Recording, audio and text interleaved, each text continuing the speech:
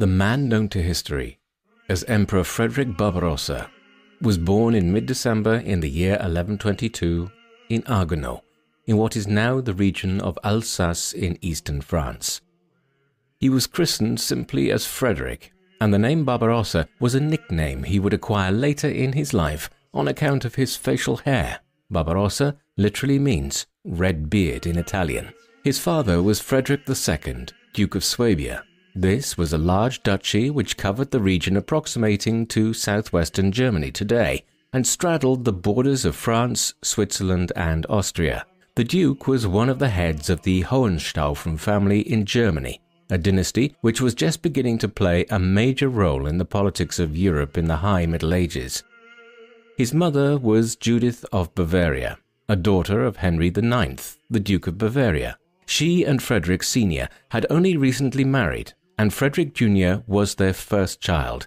At some unknown time in the years that followed, possibly in 1123 or 1124, she gave birth to a second child, a daughter named Bertha, also known as Judith. However, the union produced no more children, and Judith died prematurely in 1130.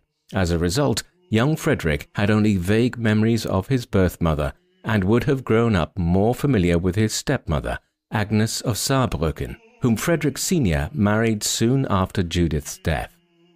In order to understand the course of events which would catapult young Frederick to the forefront of European politics in the second half of the 12th century, we need to look back at the often rather confusing political landscape of Europe as it evolved during the course of the Middle Ages. After the centuries of instability following the collapse of the Roman Empire in Western Europe in the 5th century AD, the king of the Franks, Charlemagne or Charles the Great, succeeded during the second half of the 8th century in building up a very substantial empire which extended throughout most of modern-day France, Switzerland, the Low Countries, much of Germany and parts of Austria and Italy. As a result, on Christmas Day in the year 800, he was crowned in Rome by Pope Leo III as the Holy Roman Emperor, and his lands were designated as being the Holy Roman Empire, a successor state to the earlier Roman Empire, a move which was given formal sanction by the Church. This Holy Roman Empire, or Carolingian Empire,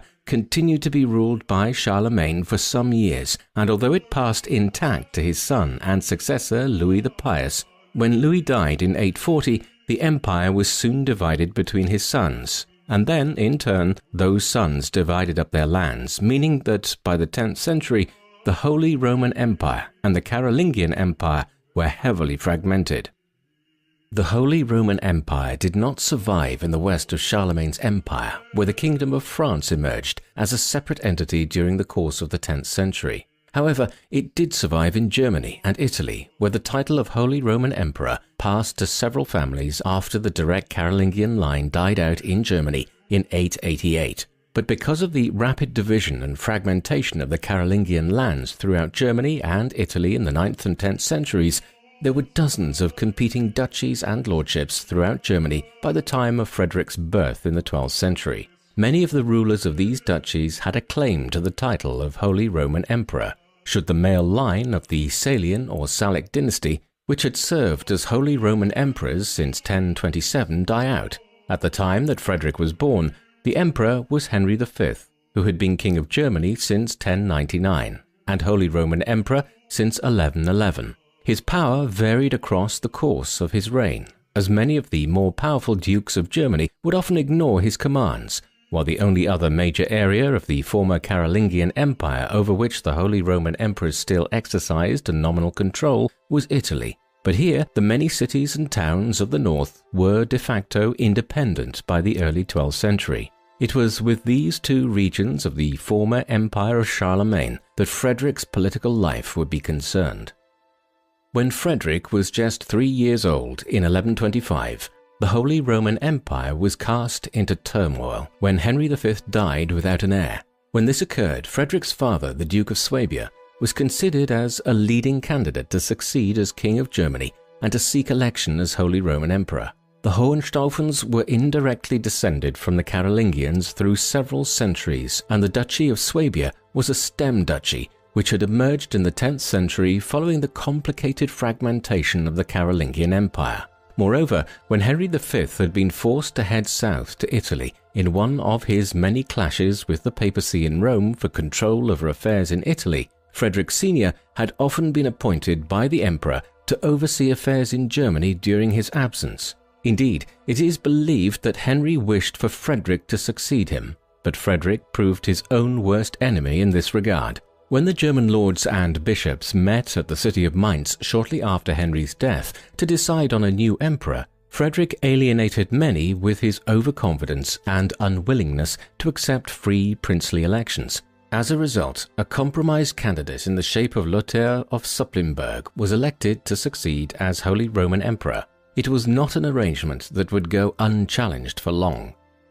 While all of this was occurring, young Frederick was being groomed to become a lord one day. The education of those of noble blood in the 12th century focused on preparing sons to be commanders on the battlefield. He would have learned to ride on horseback from a very young age and how to fight with a sword and other weapons. Armor would have been drafted into this training after a certain point, as the manner in which medieval knights of the 12th century fought involved wearing heavy plate and chainmail armor. All of this came at the expense of what we would view as a normal education nowadays. Many rulers had been illiterate in the early Middle Ages, and while this situation was improving by the 12th century, literacy was still not prioritized. There has been some considerable debate as to how well Frederick could read and write, and while we can probably dismiss earlier claims that he was illiterate, he was no scholar king either, and he had very little grasp of Latin, the language of scholarship, the law, and the church in the High Middle Ages. Thus, Frederick was raised to rule on the battlefield rather than from behind a desk. In 1137, when Frederick was heading into his late teenage years, the stability of the Holy Roman Empire was once again called into question. That December, Lothair III died. He had only one surviving child, a daughter named Gertrude, and the succession was consequently cast into fresh chaos. As a result, Frederick's uncle, Conrad, the Duke of Franconia, now moved to make himself King of Germany and Holy Roman Emperor. Conrad had a long history of seeking the imperial crown. He had challenged Lothair's position back in 1127 and had been declared as a rival emperor, and now the opportunity presented by the imperial throne lying vacant made him the obvious candidate. At a meeting of the German princes and bishops at Koblenz in March 1138, he was elected emperor.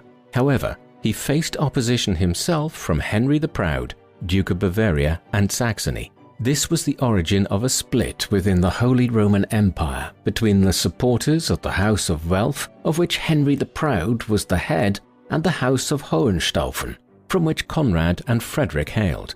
Eventually, these two camps would become known as the Guelphs and the Ghibellines. The Guelphs is an Italian rendering of Welf, while Ghibellines is an Italianized form of Weiblingen, the name of the ancestral seat or stronghold of the House of Hohenstaufen in Württemberg in Germany. The split between the Guelphs and the Ghibellines would shape much of Frederick's later life.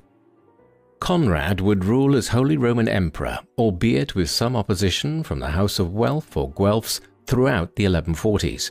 Frederick's path, though, in these years lay elsewhere. By the early 1140s, Frederick was emerging as a substantial character within Germany as he entered his adult years.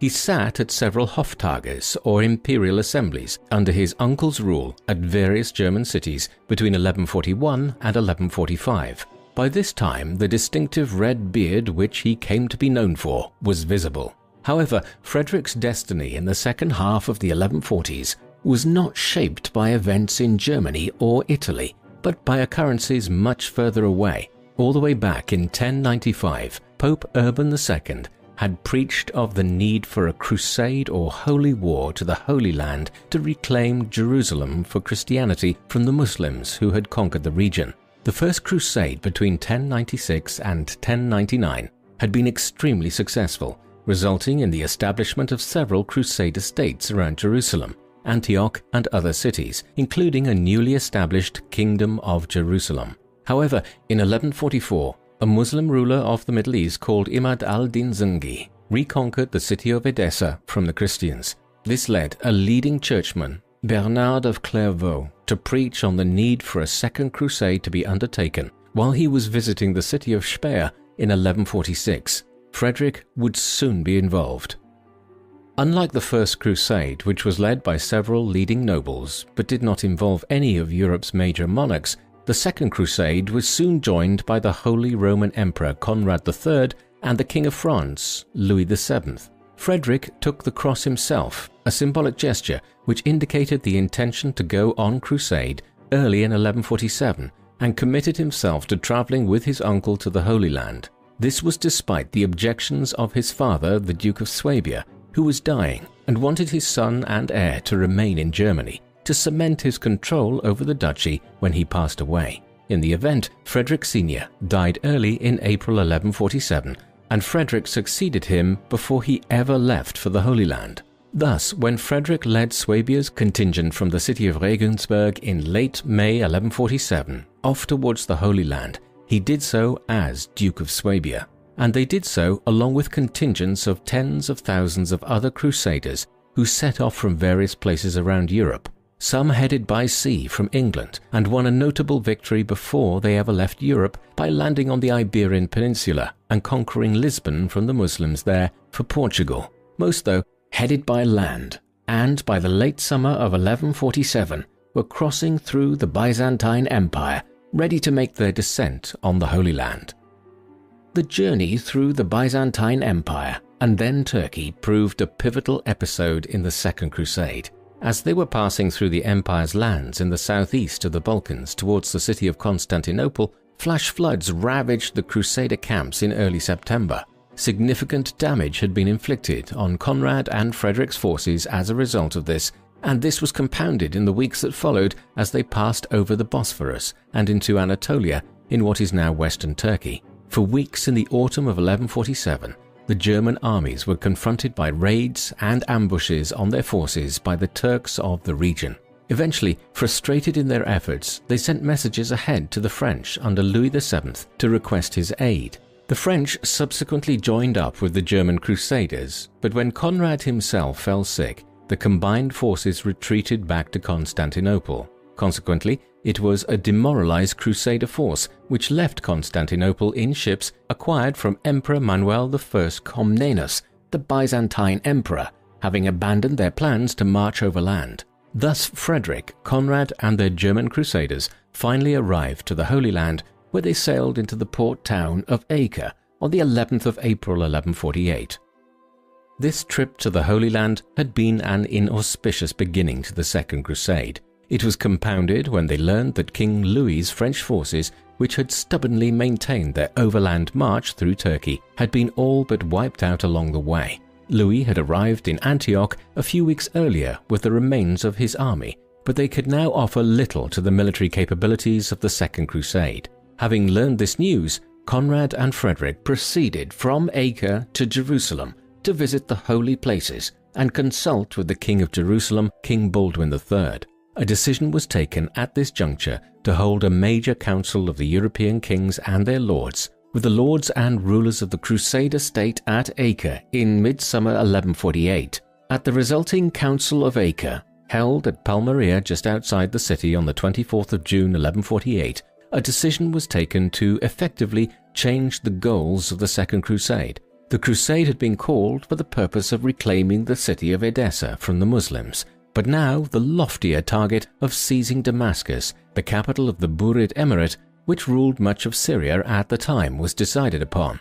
This was a dangerous decision, given that their forces were already much depleted from the losses they had suffered on their journey to the Holy Land. In the weeks that followed, the European monarchs and lords and the heads of the Crusader states gathered their forces in preparation for the siege. Modern estimates of the combined forces which they advanced from Tiberias against Damascus in mid-July have suggested a possible army of 50,000 men, but the likely number was probably considerably smaller. And it is important to note that the bulk of the troops were comprised of recruits from the Crusader states themselves, rather than the European Crusader armies, which had been so depleted by the attempt to travel through Turkey. They arrived outside Damascus on the 23rd of July. What followed was a fiasco. Damascus was surrounded in the 12th century by vast orchards, which limited visibility on the approach to the city, and as they tried to near the walls, the Crusader forces faced constant hit-and-run attacks by the more mobile Burid cavalry. Over the next several days, tactical errors mounted on the part of the Crusaders and a dispute broke out between rival contenders over who would rule Damascus, if by some miracle they captured it. As a result, on the 28th of July, just 5 days after initiating the siege, Conrad and Frederick took their forces back towards Jerusalem and the siege was abandoned. The disaster at Damascus did not immediately bring the Second Crusade to an end. Back at Jerusalem, plans were initiated to launch an attack on the smaller city of Ascalon, and Conrad and Frederick started off with their troops to head there, but quit the enterprise when it became clear that no coordinated response would come from the other Crusaders. And with this, the Second Crusade was over, a costly and complete failure in terms of achieving its goals in the Holy Land. Although King Louis VII of France remained behind in Jerusalem until 1149, Conrad and Frederick made for Constantinople with what remained of their forces in late 1148. On the way, at Thessaloniki in Greece, they reconfirmed an agreement which Conrad had reached with Emperor Manuel of Byzantium while in Constantinople the previous year. This was a deal whereby both sides would ally together to attack the Norman Kingdom of Sicily, which ruled the island itself and much of the southern mainland of Italy. This was a part of Europe which would feature significantly in Frederick's own rule in the years to come. And, with this agreement made, Frederick left Conrad and headed off in haste through the Balkans to Swabia, where he needed to shore up his own rule, having left so soon after he succeeded to the duchy in 1147. Back in Germany, Frederick set about consolidating his rule over Swabia. He might have remained a simple duke here for the next several decades, had it not been for events in the months that followed. In 1150, Henry Berengar, Conrad's eldest son, died. He had another child, also called Frederick, but this boy was just 5 years old at the time. Thus, Henry's death in 1150 opened the possibility of the succession descending elsewhere should Conrad die in the near future. And that is exactly what happened. In early 1152, Conrad, who was nearly 60, a ripe old age by the standards of the 12th century, fell ill. And when he died on the 15th of February 1152 at Bamberg in Bavaria, there were just 2 individuals by his deathbed, the Prince Bishop of Bamberg, Eberhard II, and Frederick Barbarossa. We will never know if the tale Frederick and Eberhard emerged from the scene of Conrad's death with was true or not, but it would come to have enormous significance. Conrad, Frederick claimed, had chosen him to be his successor on his deathbed, rather than his 6-year-old son. Whether it was true or not, the lords and electors of Germany wanted to believe it, in order to avoid the chaos that would ensue from a long minority reign. Accordingly, Frederick was quickly designated as the next King of Germany, and crowned as King of the Romans at Aachen on the 9th of March 1152. This effectively made him the Holy Roman Emperor. However, he would have to wait some time for the formal coronation. Frederick quickly made clear his intention to revitalize the Holy Roman Empire and the position of the emperors. For decades, the imperial title had been weakening. In Germany, there were over 1,000 separate political entities, all of which were nominally under the overall rule of the emperor, but which in reality generally paid little more than token recognition to the emperors. Some amongst the Guelphs were openly hostile to the Ghibelline emperors, such as Conrad had been, and Frederick now was. In Italy, the other major area where the Holy Roman Empire still held some sway, Frederick would face opposition from Roger II of Sicily, whose powerful Norman kingdom in the south of Italy would conduct raids further north with impunity. More significantly, the emperors had been weakened in their authority as a result of what was known as the investiture controversy in the late 11th and early 12th centuries. This was a dispute which had arisen between the papacy and the emperors over whether Rome or the current emperor had the right to appoint bishops and archbishops in Germany and Italy. The papacy had won the argument, but it had created a rift between Rome and the emperors. As a result, Conrad had never actually been crowned in Rome as Holy Roman Emperor, and the many cities and towns of northern and central Italy had begun to exercise increasing independence, so that by the time Frederick became emperor in 1152, imperial control over the Kingdom of Italy had diminished almost entirely. All of these issues confronted Frederick when he became emperor in 1152, but he quickly took steps to strengthen his position. Just months later, in 1153, he reached an agreement with Pope Eugenius III, known as the Treaty of Constance. Under the terms of this, Frederick promised to help prevent any efforts by the Byzantine Empire to re-establish itself in Italy, and also to help Eugenius to gain control of Rome again. The Pope had spent much of his pontificate since 1145 at Farfa Abbey, north of the Eternal City, as Rome itself had been taken over by a body of citizens led by Arnold of Brescia, a religious radical who established the Commune of Rome as a patrician government. In return, Frederick affirmed his claim to become the emperor and was attempting to indicate that he did not need papal approval in order to become the legitimate Holy Roman Emperor. Moreover, he was further facilitated in the months that followed by the death of Roger II of Sicily. He was succeeded by his son William, who was not necessarily an ineffective ruler, but was not the equal of his father, who had been one of the most dynamic and energetic rulers of 12th century Europe. Once the Treaty of Constance had been agreed, Frederick began preparing his forces for a campaign into Italy. His actions in the peninsula and how they related to his control over Germany and relationships with successive popes would come to dominate Barbarossa's reign. The country at this time was a patchwork of different political entities, which was almost as confusing as 12th century Germany's political landscape. In the south, the Kingdom of Sicily, which covered the island itself and much of the peninsula south of Rome, was the dominant power. Elsewhere, a number of states, such as the Republic of Venice in the northeast of the country, were also independent, but much of central Italy and the north in the plain of Lombardy was nominally part of the Kingdom of Italy. This was another constituent part of what had been the Carolingian Empire hundreds of years earlier, but which had also fragmented as Germany had. Thus, it included cities such as Rome, Milan, Mantua, Bologna, Florence, Genoa, and Turin, which theoretically owed some allegiance to the Holy Roman Emperor, but which, as we have seen, were independent in all but name by the mid-12th century, and were governed as city-states by their own communes of wealthier citizens. Now, shortly after ascending as emperor, Frederick's mission was to re-establish imperial authority across the peninsula.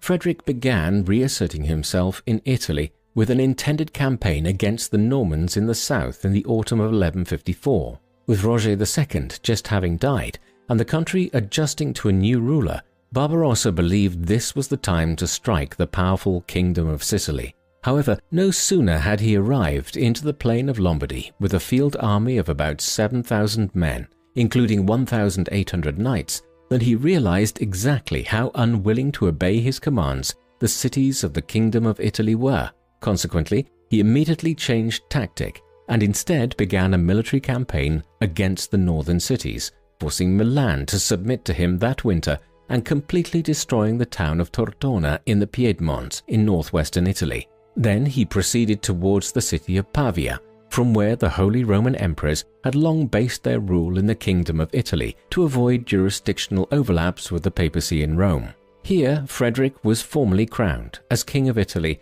on the 24th of April 1155. With this done, he campaigned further south through Florence and Bologna, all the time making it clear that he intended to exercise greater control of the Italian cities than they had seen from a Holy Roman Emperor in some time.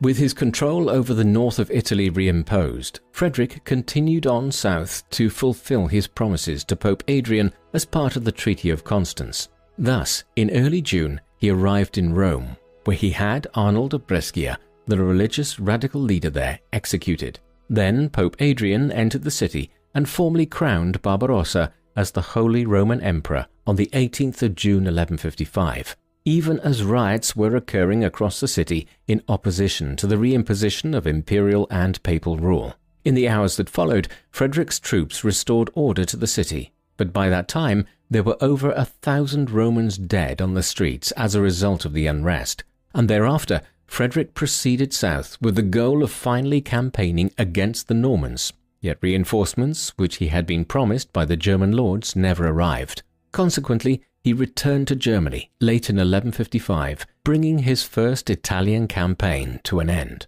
His goal was now to strengthen his position in Germany before attempting a second campaign in Italy. This he duly achieved by placating the leading lord of the Welfs or Guelphs in Germany, Henry the Lion, by granting him the Duchy of Bavaria in 1156. This made Henry the second most powerful lord in Germany, next to Barbarossa himself. But in doing so, Frederick galvanized the support of the German lords in advance of a new campaign into Italy. It was also in 1156 that Frederick entered into his second and more substantial marriage. Barbarossa had married much earlier, in 1147, prior to his departure from Germany on the Second Crusade, to Adelaide of Wolberg, a daughter of the Bavarian Margrave Leopold III of Wolberg. But the union proved unsatisfactory. It did not lead to children, and Adelaide was suspected of adultery during Frederick's absence in the Holy Land. Accordingly, an annulment was secured in 1153. Then, 3 years later, Frederick married Beatrice of Burgundy, the only surviving child of Renaud III, the Count of Burgundy, as his second wife. As a result, Frederick became co-ruler of the County of Burgundy, an acquisition which provided him with lands strategically located north of the plain of Lombardy in northern Italy. These could now be used as a way to campaign into Italy without having to rely exclusively on bringing his forces over the Alps through the Brenner Pass.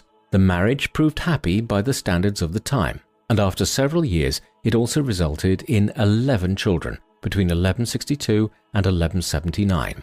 8 of these were boys, so there would be no question of Frederick not having a surviving heir when he died. With his position in Germany at least temporarily strengthened and having acquired the further boon of control over Burgundy through his marriage, Frederick undertook his second Italian campaign in the summer of 1158, with the goal of further consolidating his hold on the Kingdom of Italy, and then invading the Kingdom of Sicily. This time he was accompanied by Henry the Lion, and enjoyed much greater support from the German lords as a consequence. As a result, when they descended into the plain of Lombardy that summer, Barbarossa's forces quickly crushed a fresh bout of unrest in the city of Milan, the leading city in the north of Italy. Following this, an imperial diet or parliament was convened at Roncaglia near Piacenza. Here, Frederick made it clear that he intended to re-establish imperial authority across Italy, and further efforts to acquire independence by cities such as Milan would only result in fresh military campaigns by him. The warning was not heeded, however, and rebellions sprung up across the north of Italy in the months that followed, notably at the city of Crema, where Frederick spent much of the rest of his second Italian campaign engaged in a siege in 1159. It was while Frederick was engaged in the siege of Crema in 1159 that Pope Adrian IV died. This would have major consequences for the next 20 years of Italian politics, as, at a papal conclave which followed, the favoured candidate amongst the cardinals was unquestionably Roland of Siena, a cardinal and the papal chancellor. But there was a problem with this proposed candidate. Roland was an avowed opponent of Frederick's, who had consistently argued throughout the 1150s that the Holy Roman Emperor was a vassal of the papacy and took his commands from Rome, not the other way around as Barbarossa wanted it. Therefore, when the papal conclave elected Roland and he became Pope Alexander III, Frederick moved to have his closest rival, a Ghibelline candidate, Octavian of Monticelli, elected. Octavian was duly elected by a minority of the cardinals and became Pope Victor IV. Victor was the first of 3 so-called anti-popes, the others being Pascal III from 1164 and Calixtus III from 1168. These were popes who were not legally elected by a majority of cardinals, but who were set up by Frederick as rivals to Alexander III during his long pontificate down to 1181. Thus, Frederick effectively shattered the harmony of the Church in Italy for 22 years following Alexander's election as Pope, as a means of keeping this opponent of imperial authority from having full control of the papacy. The immediate consequences were that Pope Alexander now moved to ally the papacy with the Kingdom of Sicily, against any further incursions by Frederick against Rome or the south of the Italian peninsula. They also began fomenting further unrest in the north, and this was at least partially responsible for a new revolt by Milan in the early 1160s. A lengthy siege followed in 1161 and early 1162, following which the Milanese finally surrendered on the 6th of March 1162, unhappy at having become bogged down in northern Italy for nearly 4 years when his goal all along had been to strike against the Kingdom of Sicily. Frederick exerted a heavy revenge on Milan for having revolted 3 times under his rule already. When the city was entered in early March, his army set about destroying much of it in the hours that followed. The example this set led several other cities across the north, such as Brescia and Placentia,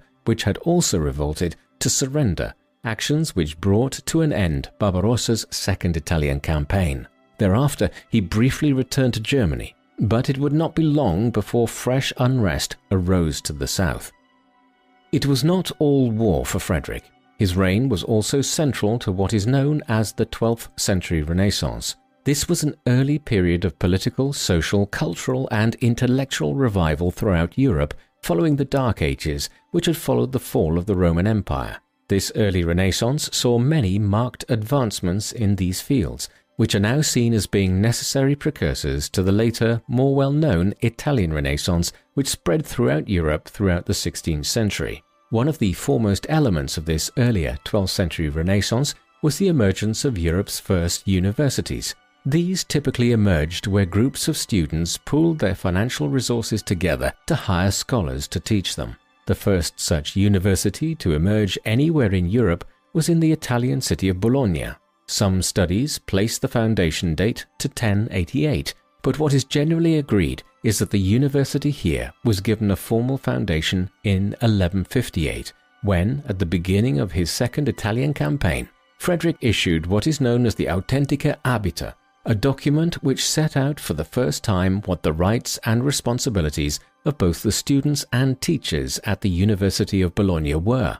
This was a highly important formalization of the university here, and in the early 13th century, the model provided by Bologna was imitated by the universities of Oxford and Cambridge in England, Paris in France, Salamanca in Spain, and Padua in Italy. Another element of this 12th century Renaissance which was characteristic of Frederick's reign was the revival in interest in different forms of legal systems. During the medieval period, the legal systems of kingdoms such as England and France and other entities such as the Holy Roman Empire had come to increasingly be a combination of canon law or church law and the common law, which was effectively a distillation of earlier Germanic laws and the Roman civil law. However, during Frederick's reign, there was renewed interest in different legal systems, with an increasing number of lawyers being hired by governments such as Frederick's. Thus, there was a revival of interest in the Roman civil law at Frederick's court, and also alternative legal systems such as the Justinian Code, a legal code which had been developed by the early 6th century Byzantine Emperor Justinian. Much of this revival was purely motivated by self-interest on Frederick's part, as he sought to use legal arguments to justify his attempts to have greater jurisdiction than the papacy in Rome over parts of Italy. But it is significant that it was revived as a result of Frederick's reign, and the Roman civil law went on to fundamentally influence the legal systems of modern Europe in due course. It is interesting to speculate, given these administrative and educational reforms, how Barbarossa's reign might have developed had he not engaged in determined efforts throughout it to re-establish imperial control over Italy. But ultimately, his attentions were focused on the southern peninsula. No sooner had he returned to Germany in 1162, after his second Italian campaign, than he was planning a third for 1163. This one again aimed at finally campaigning against William I of Sicily in the south. However, the third Italian campaign would yet again be diverted following the emergence of a new independence movement in the urban communes at Verona and neighboring cities in the northeast, and this time Frederick was unable to suppress these, in the same way that he had the revolt of the early 1060s, by making an example of Milan. This is because the insurrection was more coordinated. with the cities of Verona, Padua, and Vicenza allying themselves into what was known as the Veronese League, which also acquired the aid of the independent and powerful Republic of Venice. As a result, Frederick was unable to tame them immediately following his entry into Italy in 1163, and instead cut the Third Italian campaign short. He returned to Germany and began preparing a fourth, larger expedition. The Fourth Italian Campaign, which Frederick led south through the Brenner Pass and into Italy in 1166, was a more formidable affair than the Third Campaign a few years earlier, and this time Barbarossa had a different approach.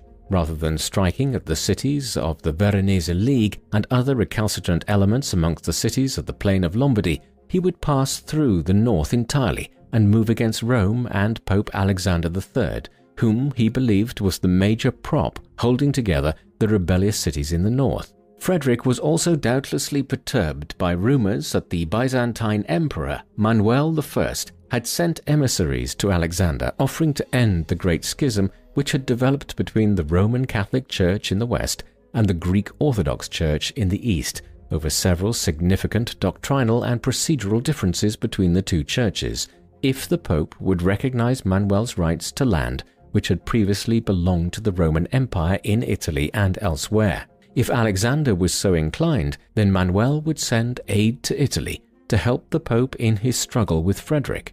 Thus, Barbarossa had more reasons than one to strike against the papacy in 1166. The Fourth Italian Campaign, like the Third Campaign a few years earlier, ran into stalemate. Frederick proceeded south and captured Rome after victory outside the city at the Battle of Monte Porzio on the 29th of May 1167. Alexander now fled south to the Kingdom of Sicily and found refuge at the city of Benevento, while Frederick imposed the anti-pope Paschal III in Rome. However, this victory soon turned to despair. Disease struck Frederick's forces in Rome, most likely an outbreak of malaria, severely reducing his military capacity. Then news arrived from the north that while he was capturing Rome, the Veronese League there had expanded to include nearly every city and town in the plain of Lombardy, including Milan, Genoa, Bologna, Crema, Cremona, Mantua, Piacenza, Brescia, Modena, Parma, and Ferrara. Leading members of the communes of these cities and towns had sworn an oath at the Abbey of Pontida near Bergamo by the Italian Alps on the 7th of April 1167, creating this new Lombard League. As new members joined every week, and with his own forces ravaged by the outbreak of malaria in Rome, Frederick now decided to postpone his showdown with the Italian cities and return to Germany in 1168. It would be 6 years before he returned for the final showdown.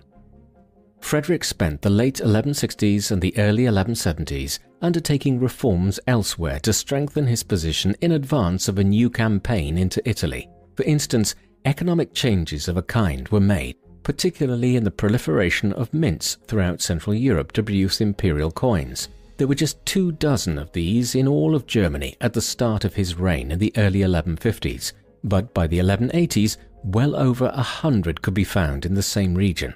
He also made efforts to strengthen imperial authority to the east of the Holy Roman Empire, around Bohemia and Hungary, two regions which had been expanding in the 12th century into the Balkans and western Poland. For instance, when a dispute arose in the Kingdom of Bohemia over the succession there in the early 1170s, Barbarossa convened a diet at the German town of Helmsdorf in September 1173, where he championed the cause of Uldrich, a son of the former king Sobislav I. Admittedly, Uldrich did not want the crown and immediately abdicated in favor of his brother Sobislav, who then became Sobislav II, a decision which temporarily seemed to stabilize the situation in Bohemia, although fresh unrest arose in the mid-1170s. By the time that the latter unrest arose in Bohemia, Frederick had already turned his attentions back southwards towards Italy. In 1174, he undertook his fifth Italian campaign, the last major military foray into the peninsula of his reign. For this, he brought an army of over 10,000 troops south from Germany. However, he faced an unprecedented alliance of the Lombard League, the papacy, and the Kingdom of Sicily. with some minor support provided by the Byzantine Empire. At first, it seemed possible that direct conflict could be avoided as negotiations were opened between Barbarossa and the Lombard League at the city of Pavia, but these broke down in the summer of 1175. Months of movements across the plain of Lombardy followed as the League was able to gather an army of in excess of 20,000 men, while Frederick sent north to Burgundy and various parts of Germany, requesting further detachments to be sent south. The reinforcements he received did not meet his expectations, and when the Imperial and League forces finally clashed at the Battle of Legnano on the 29th of May 1176 to the northwest of Milan, Frederick suffered the worst military defeat of his life. The emperor was struck from his horse himself during the conflict and wounded, to the extent that it was briefly believed he was dead.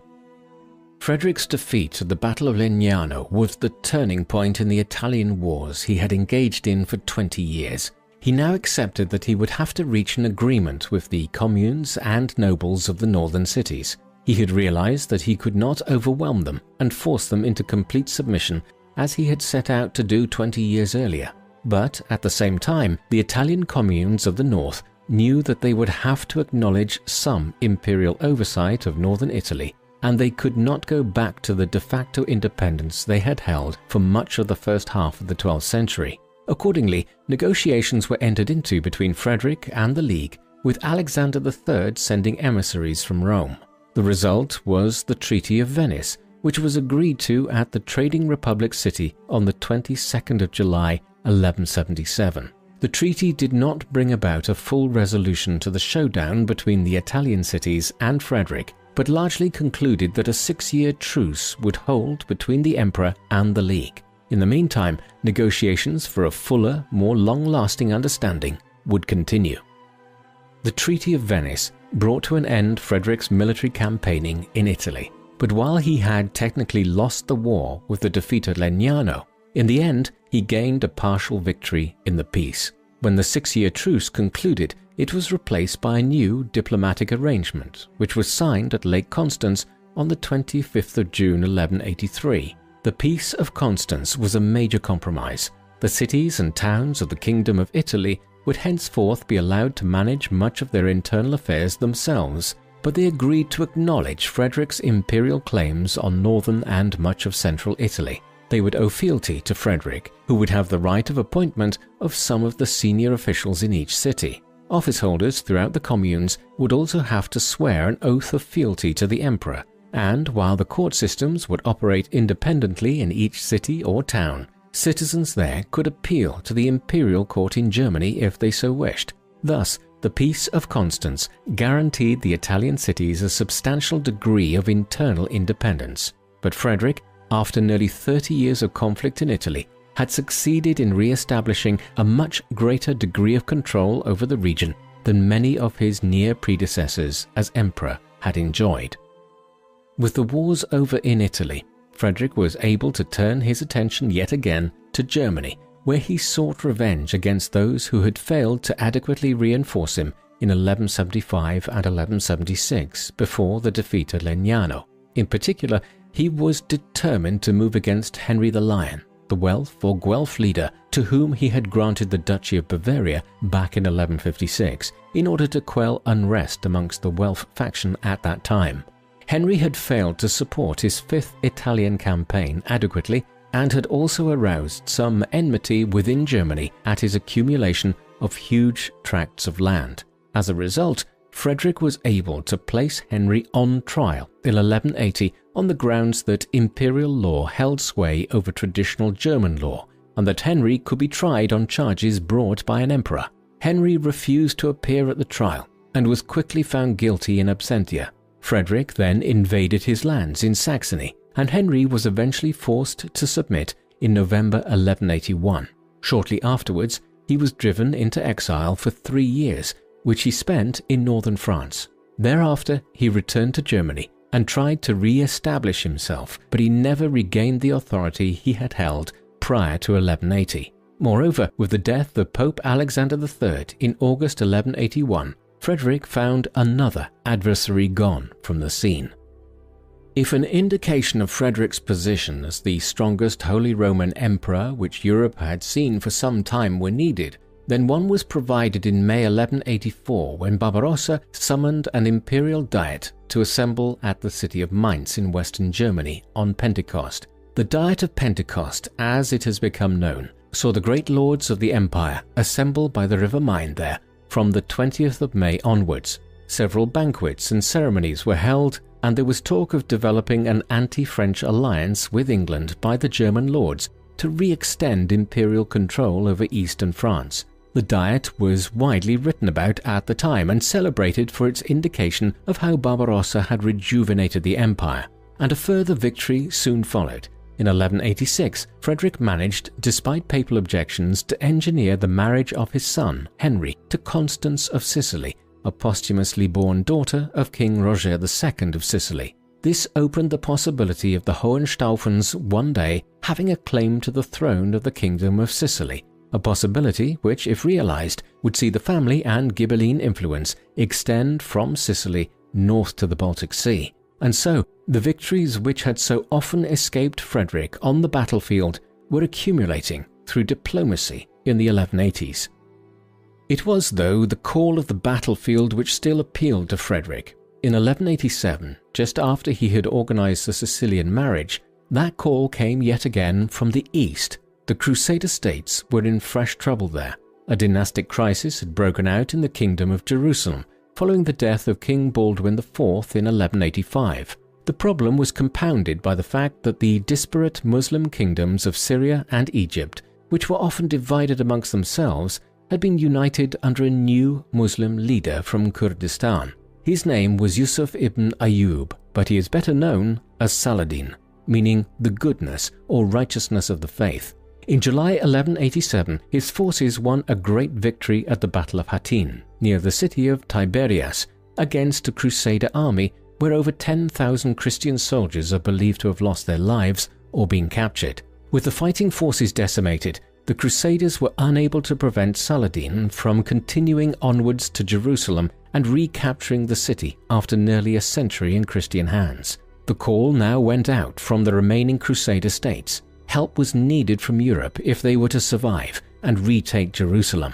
And when word reached 67-year-old Frederick Barbarossa, he determined to take the cross again and return to the Holy Land 40 years after his last foray there. Preparations commenced in April 1188 and were to continue throughout the empire for the next year.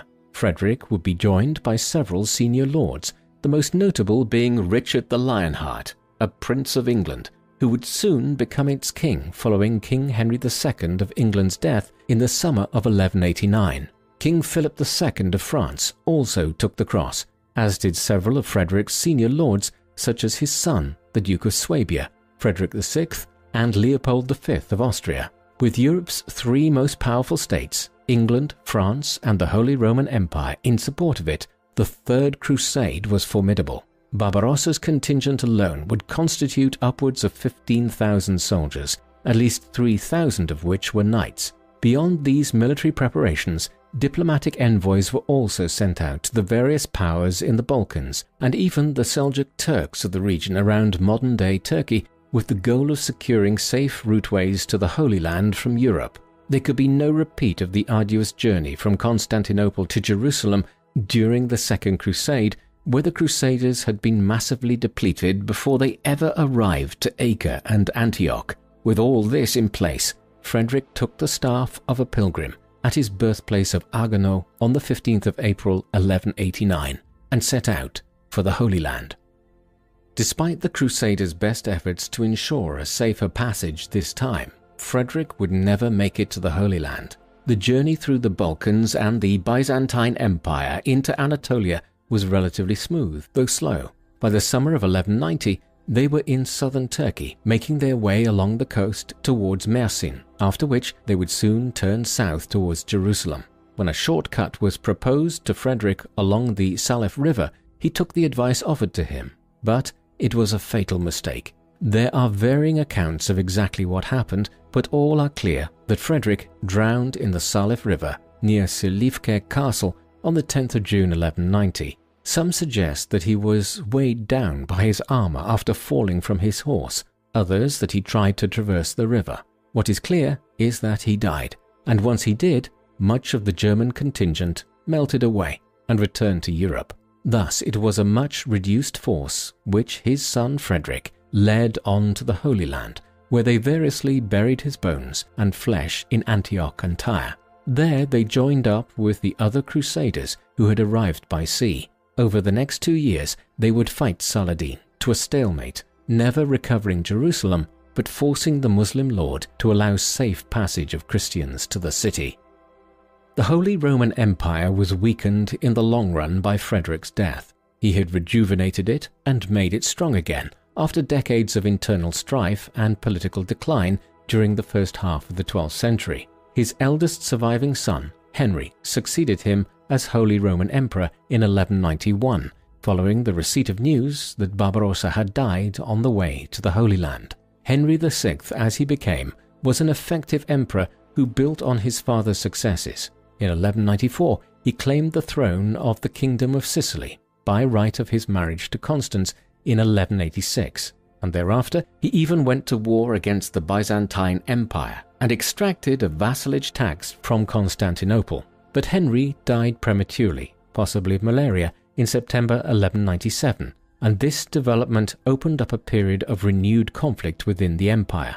Philip of Swabia, another of Barbarossa's sons, was elected as Holy Roman Emperor in 1198, but a rival contender emerged from the Welf faction in the shape of Otto of Brunswick. Accordingly, for the next 11 years, there were 2 rival emperors, before Philip's death saw Otto become the only unchallenged Welf or Guelph emperor of the High Middle Ages. Henry VI's son, named Frederick after his grandfather, managed to reacquire the imperial title in 1215 and created a strong centralized state much like Barbarossa had 40 years earlier. But his death in 1250 ushered in a renewed period of decline. Thereafter, the Kingdom of Sicily passed to the French House of Anjou in 1266, and imperial authority in Italy slowly collapsed in the late 13th century as fully independent republics began to emerge in Milan, Florence, Genoa, and other cities. Frederick Barbarossa, of course, has had a modern-day afterlife. When the forces of Nazi Germany invaded the Soviet Union in the summer of 1941, they did so following the plans laid down in what was known as Operation Barbarossa. This blueprint for the conquest of Eastern Europe was variously named Operation Otto and Operation Fritz during the planning stage. However, in the months before the invasion was undertaken, it was renamed Operation Barbarossa at the directive of Adolf Hitler. Hitler seems to have wished to use the name for 2 reasons. Firstly, he believed that it was fitting because Barbarossa had sought to establish a militarily and administratively strong German empire during the 12th century after the Holy Roman Empire had been weakened for several decades, similar to how Germany had been weakened through its defeat in the First World War. Secondly, the Nazis believed Barbarossa had an acute interest in expanding Germany eastwards. But while Christian Europe was certainly expanding into the Baltic Sea region and further east during the 12th century, it was a complete misconception to believe that Frederick Barbarossa had been at the forefront of this eastwards march. Rather, as the foregoing has demonstrated, his primary concern was always with Germany and Italy and the rejuvenation of imperial power there. Frederick Barbarossa is a paradoxical figure and one whose career can be difficult to assess given the sheer complexity of the Holy Roman Empire in Germany and Italy during the 12th century. A casual observer could conclude that his reign was not very successful at all. For instance, his near 40-year term as emperor was bookended on either side by the Second Crusade in the late 1140s and the Third Crusade in the late 1180s. The first of these was a failure when judged by any criteria and achieved nothing in the Holy Land other than a failed siege of Damascus, which lasted less than a week. The Third Crusade was much more successful overall, but Frederick never made it to the Holy Land himself. At home, he was often even less successful. The paramount concern of his reign was to re-establish imperial control over the Kingdom of Italy, and he launched 5 campaigns into the plain of Lombardy between the mid-1150s and the mid-1170s to try to achieve that. Eventually, at the end of these, he was effectively defeated by the Lombard League at the Battle of Legnano in 1176. His loftier, earlier ambition to conquer the Kingdom of Sicily was never even really attempted because his attentions were always on the north of Italy. However, to assess Frederick Barbarossa's career in this way would be to overlook his accomplishments. When he effectively became Holy Roman Emperor in 1152, following his election as King of Germany, the empire had been weakened by decades of decline. Germany was divided between the Welfs and Hohenstaufen factions, or Guelphs and Ghibellines, as they have more popularly become known, and imperial control of the Kingdom of Italy had all but vanished in the wake of the investiture controversy and the clash with the Pope. As a result, the many cities and towns of northern and central Italy were all but independent city-states, ruled by their own communes. Frederick changed all of that. By reaching an accommodation with many of the Welf lords in Germany, he galvanized imperial control over the country, and by engaging in a relentless campaign to wear the Italian cities down between the 1150s and the 1170s, he re-established a degree of imperial rule over the Kingdom of Italy under the terms of the Peace of Constance in 1183. Near the end of his life, he also ensured that his son would become the King of Sicily by marrying Henry to Constance. However, there was one major flaw in all of this. While Frederick was able to revive imperial power in Germany and Italy during his reign, the settlement he reached in both countries relied on strong imperial rule for it to be maintained. When weaker rulers came along after himself and his grandson Frederick II, ultimately the process of political fragmentation in Germany and Italy and the decline of imperial rule recommenced. What do you think of Frederick Barbarossa? Was he a great medieval monarch, or were his accomplishments somewhat illusory? Please let us know in the comment section, and in the meantime, thank you very much for watching.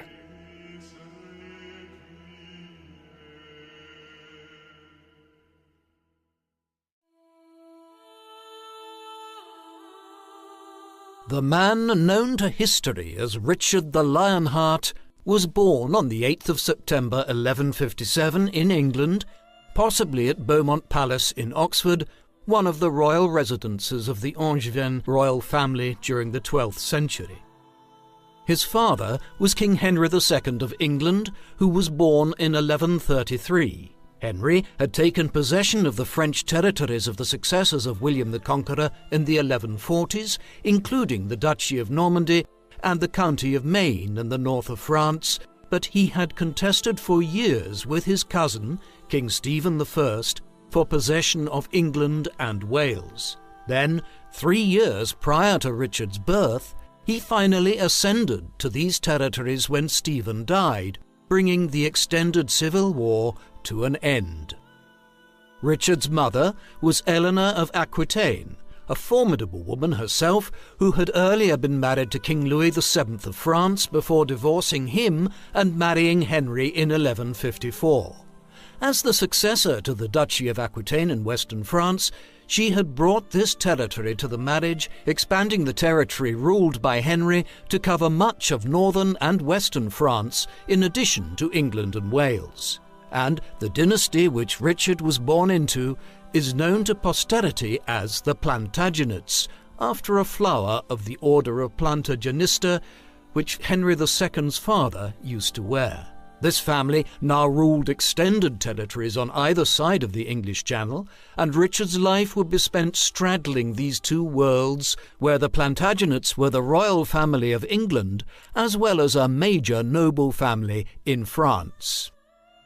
Richard's early life was typical of a family which ruled over a very disparate dominion. King Henry II was the King of England and Lord of Wales, much as the modern-day state of England has included a close connection with Wales for centuries, but the Plantagenet dominions stretched much further still. As the descendant of William the Conqueror, Henry ruled over the Duchy of Normandy in northern France, along with several other territories in northern and western France, such as the County of Maine. Moreover, as we have seen, his marriage to Eleanor had brought the Duchy of Aquitaine into the Plantagenet sphere of control. As a consequence, Henry's dominions were nearly as extensive as those of the French monarchy in France, with the south and east of the country ruled by the French kings from Paris.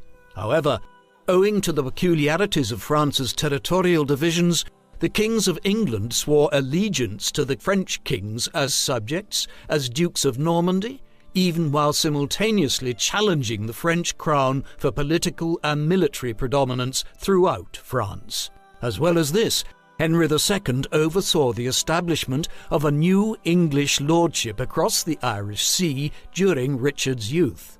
Thus, what is known as the Angevin Empire stretched across England, Wales, Ireland, and most of northern and central France.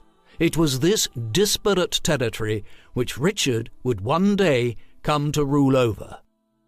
During his youth, many would not have countenanced the idea that young Richard would one day succeed to the kingship, as he had an older brother named Henry after the king himself, while he also had two younger brothers, Geoffrey and John, and three sisters, Matilda, Eleanor, and Joan, each of whom would play a consequential part in Richard's life at one time or another. As was typical for the age, the upbringing of Richard and his siblings was the responsibility of his mother. Much of it was entrusted to a nurse named Hodierna, to whom Richard later granted a substantial pension in recognition of her service. As is typical of the time, little concrete evidence is available for Richard's youth and education, but we know that he would have received a conventional education for a royal son, insofar as it focused on the art of war. Yet he was able to read and speak Latin to a very high level, while he also evidently had a keen interest in poems and music. Moreover, several Muslim writers would later attest to him having an interest in Arab culture, although it is unclear if this evinces some previous learning on his part or was cited by Muslim authors as a way of suggesting the English king was possessed of a considerable cultural tolerance.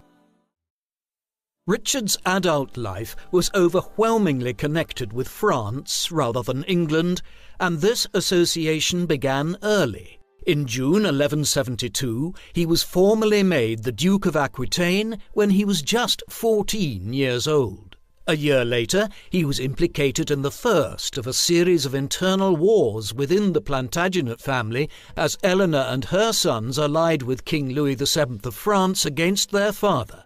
During this rebellion, Richard was actually knighted by King Louis, and in the summer of 1173 he saw his first significant military action in Normandy. Just weeks later, his father offered Richard full possession of several major castles in France and half of the revenues of Aquitaine, to which he had ascended largely just in name the previous year.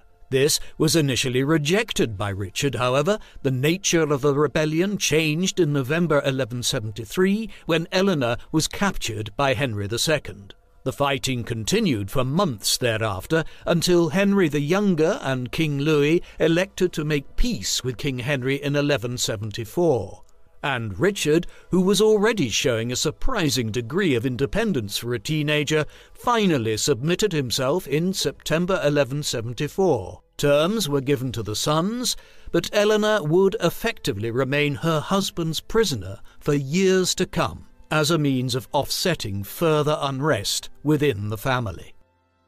Henry II was evidently impressed by his second eldest son's performance during the war. This was a time when familial rivalry, which spilled over into actual rebellion, was not entirely uncommon, and the king would not have viewed his son's revolt as marking a fatal break with them. Accordingly, in the aftermath of the revolt, Henry gave Richard full control of some of the armed forces of the Duchy of Aquitaine, with orders to reduce any rebels who emerged there to peace. This was the first experience of genuine power and rule which Richard would enjoy from 1175 onwards through to the late 1180s. Much of this work focused on quelling any independent streaks among the nobility of western and central France, notably Aymar, the Viscount of Limoges, and Guillaume, the Count of Angoulême, both of whom were inclined to challenge Plantagenet primacy in the region. In 1176 and 1177, this military campaigning even extended as far south as the borders of Navarre, a small Basque kingdom straddling the Pyrenees in both France and Spain. Consequently, Richard began to develop his reputation for military prowess at a very young age, as he was still shy of his 20th birthday at this time when he undertook these campaigns.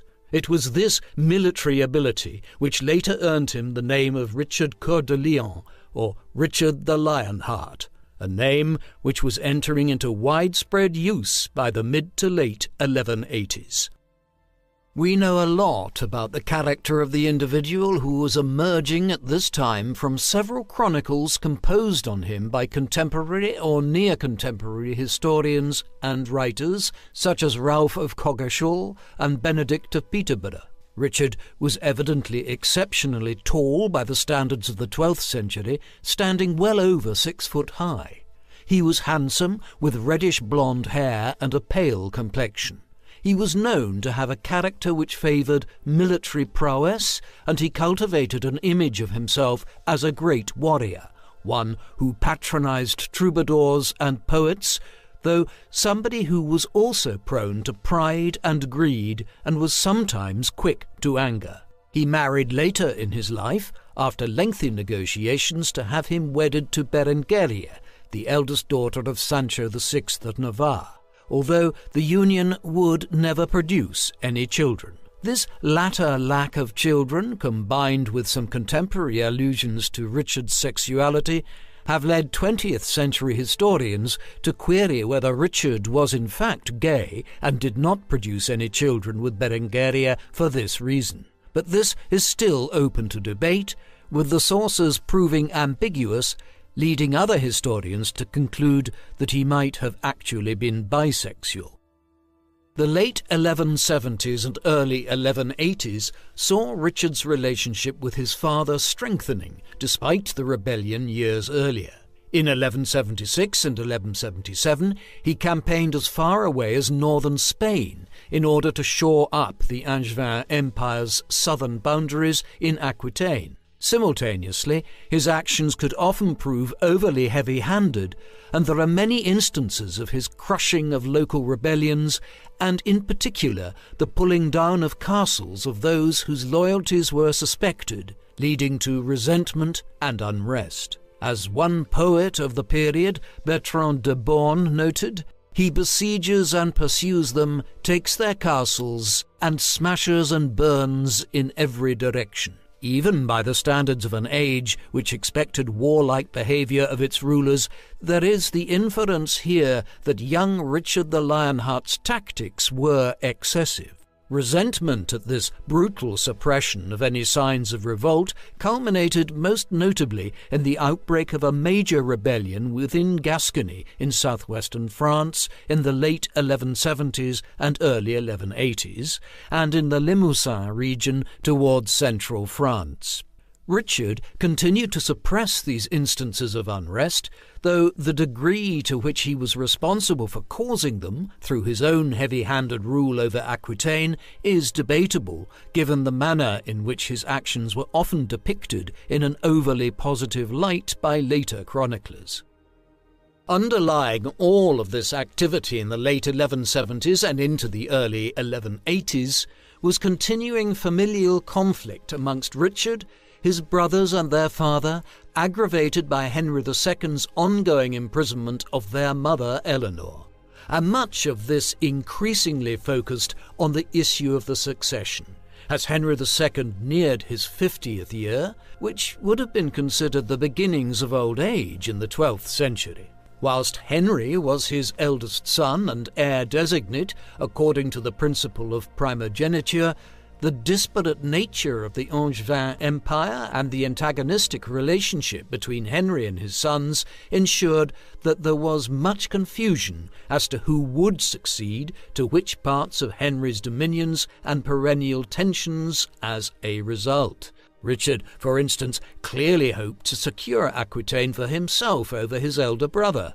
This all boiled over in the winter of 1182, when King Henry asked Richard to pay homage to his elder brother Henry. This required Richard to acknowledge that Henry would have some say over the Duchy of Aquitaine in time to come, whereas Richard was clearly pressing to have the duchy separated from the wider Angevin Empire and made his own fiefdom upon his father's death.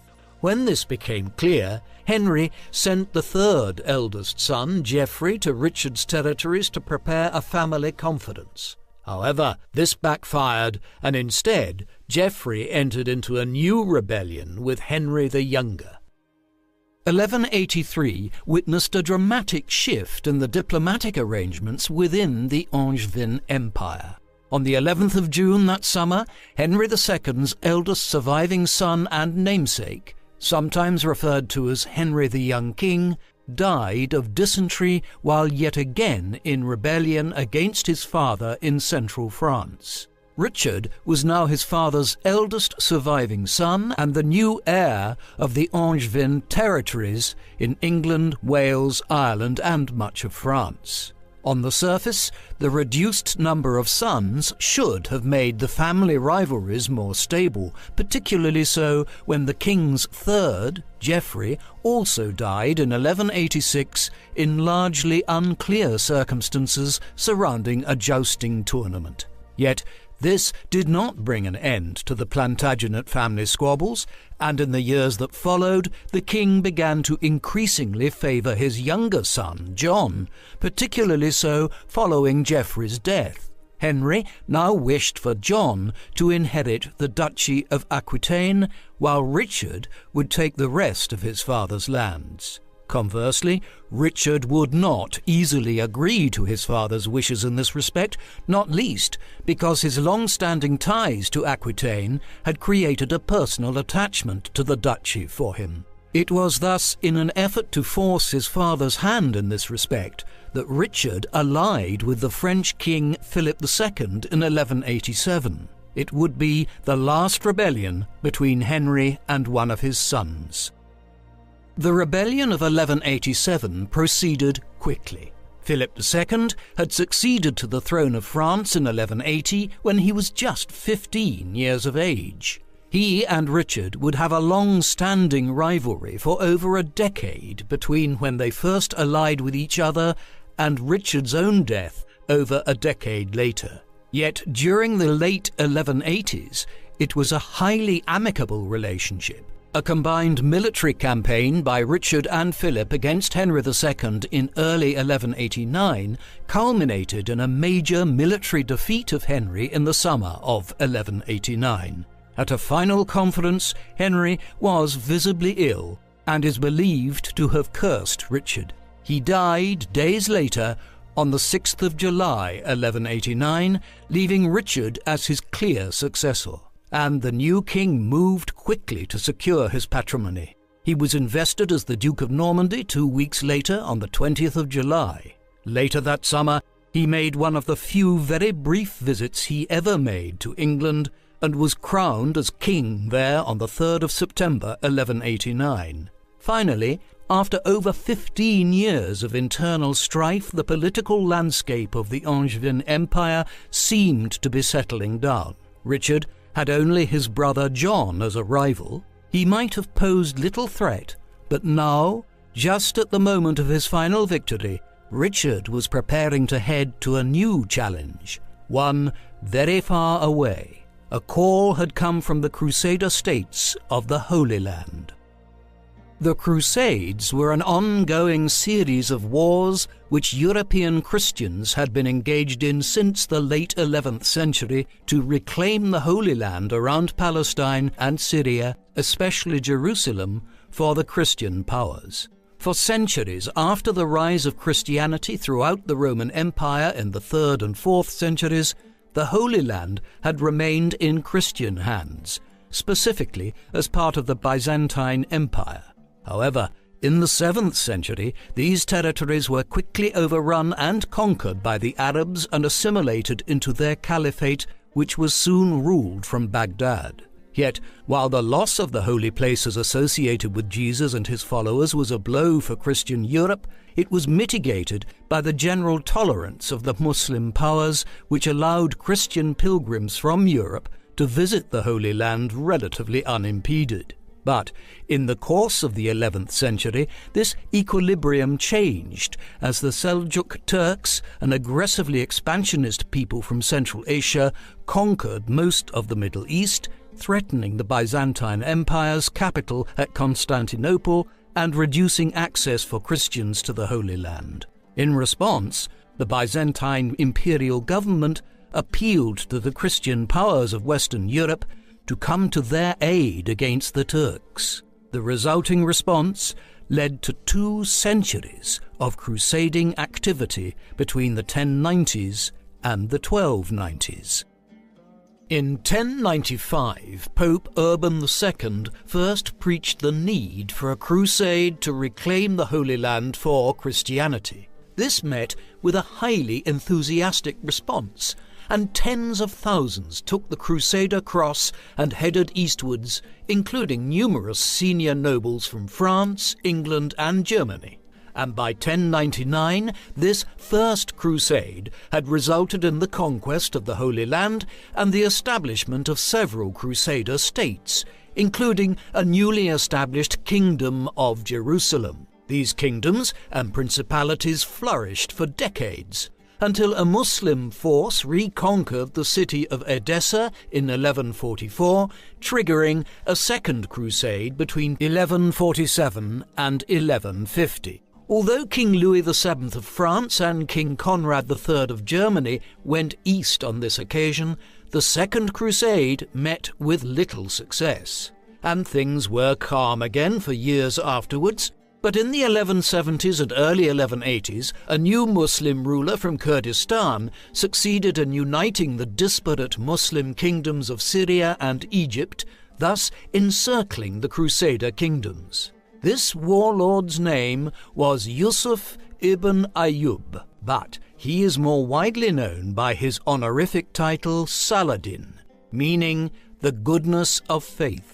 In the summer of 1187, his forces won a great victory at the Battle of Hattin, and that autumn, Jerusalem was recaptured from the Christians. The call now went out from the remaining Crusader states. Help was needed from Europe if they were to survive and retake Jerusalem. Richard had already determined to head to the Holy Land on crusade as early as 1187, as news of Saladin's victory at the Battle of Hattin had trickled into Europe. And in the months that followed, King Philip of France, and indeed King Henry II, prior to his death, had committed to doing the same. These were not untypical acts for leading European monarchs and lords who wished to appear committed to the crusading ideal, but in this particular instance, the Western European monarchs were wholly committed to doing so, and Richard remained committed to undertaking his quest to the Middle East following his accession as king. And so plans were underway to depart throughout the summer and autumn of 1189 and into the winter. The primary goal here was to raise sufficient financing for the initiative, one which would require a considerable fleet to convey troops across the Mediterranean, as well as massive logistical support over several years. A tithe, or 10% tax, was raised to that end to fund the crusade, known as the Saladin tithe, one which had been begun by Henry II before his death. Simultaneously, the church hierarchy of England and of the various Angevin territories in Wales, Ireland and France were coerced into providing thousands of pounds of funding towards the Third Crusade, which Richard was now committed to undertaking in 1190. There were some final preparations to be made in England and France before Richard could depart. The goal here was to put in place individuals in the regions, particularly the various duchies and counties under his control in France, who would prop up Richard's rule during what was sure to be a lengthy absence in the Holy Land. Thus, William Fitzralph, a stalwart of Henry II's rule and one who had shown considerable support for Richard since his accession, was confirmed as Seneschal of the Duchy of Normandy, effectively making him the governor of the large territory of northern France. Champagne de Rochefort was appointed as his counterpart as Seneschal of Anjou in western France, but most significant was the appointment of William de Longchamp, the Lord Chancellor of England, as the head of the government there during Richard's absence. It was a cutting rebuke of Richard's brother John, who might have hoped to be given a greater role in the governance of his brother's dominions during his absence, and his dissatisfaction at this development would lead to several years of unrest while Richard was away, during which John would seek to continually undermine his brother, principally by attempting to usurp his position as king in England, Normandy, and elsewhere. After months of preparations, the crusade was finally ready to depart by the summer of 1190. At this early stage, it would be effectively co-led by Richard and the French king Philip II, and the two kings left Vézelay in central France together on the 4th of July 1190. They separated at Lyon, where Philip led his contingents by land over the Alps through Italy, while Richard elected to make for Marseille to sail along the Italian coastline to Sicily from the southern French port. There were extensive delays during these passages, as much of the fleet, which had been sent from England and western France around the Iberian Peninsula, had been delayed in entering the Mediterranean Sea. Notably, a drunken spree by the soldiers while in Lisbon in Portugal had particularly slowed the proceedings, and so Richard had to hire other ships at Marseille to send much of his forces to the Holy Land ahead of him, and he then conducted a lengthy tour of the Italian coastline to visit locations in the region such as the Medical School of Salerno, a trip which evinced Richard's interest in the new learning of the 12th century Renaissance which was underway in Italy. Finally, he arrived to Messina in Sicily on the 23rd of September 1190. Here, Richard conferred with Philip before the French monarch quickly headed away to the Holy Land. Richard, however, had matters to attend to in Sicily before leaving himself. In 1177, Richard's sister Joan had married King William II of Sicily, known as William the Good. William died in November 1189, and the crown was quickly usurped by an illegitimate contender named Tancred. This Tancred then imprisoned Joan, fearing she would become a focus of resistance to his reign. Having arrived in Sicily, Richard quickly secured her release, but there were serious issues still to be resolved concerning Joan's dowry and valuable household plate. Tensions quickly escalated in late September and early October, and by the 2nd of October, Richard had ordered his troops to disembark fully from their ships and prepare for battle if necessary. When skirmishes broke out between Richard and Tancred's troops 2 days later, Richard ordered an attack on the city of Messina, one which quickly proved successful. Peace terms were agreed on the 6th of October, whereby Tancred paid a huge sum of money to Richard, and a formal alliance was agreed between the two. Simultaneously, ships were sent to Spain to bring Richard's long-promised bride, Berengaria of Navarre, to Sicily, so that the pair could have their long-awaited marriage during the winter of 1190 as they waited to set off for the Holy Land. However, it would not happen here. When Richard finally left his base at Messina, it was several days more before Berengaria finally arrived to Sicily. Richard's Crusader army finally left Italy on the 10th of April 1191, consisting in total of over 200 ships and 17,000 soldiers and mariners. It soon ran into difficulties, but in the long run these would prove highly fortuitous. On the third day out from Sicily, a severe storm scattered the fleet, and by the time the ships rendezvoused near the large Greek island of Crete, it was clear that dozens of ships had either been lost or had gone astray in their navigations. And these included one of the royal ships transporting Richard's would-be bride Berengaria and his sister Joan. This particular ship could not simply be abandoned, and a wide-ranging search throughout the eastern Mediterranean was now undertaken to locate it. Eventually, it was discovered to be at anchor in the port of Limassol on the island of Cyprus. Cyprus had long been a possession of the Eastern Byzantine Empire and was governed by Isaac Doukas Komnenos. Komnenos had recently developed delusions of grandeur and had proclaimed himself Emperor of Cyprus independently of Constantinople. Now, in the summer of 1191, he seized several of the scattered Crusader ships and was considering doing the same with the ship on which Joan and Berengaria were travelling. It would prove a fateful mistake. In early May, Richard arrived in Cyprus. When the self-proclaimed Emperor Komnenos refused to release the captured ships and prisoners, Richard decided on immediate military intervention and attacked the city of Limassol. A surprise night attack quickly saw the capital completely overrun. Although the emperor managed to escape, this effectively robbed him of his treasury and military support. And in the weeks that followed, further resistance was mopped up and Cyprus was brought under the control of the Crusaders.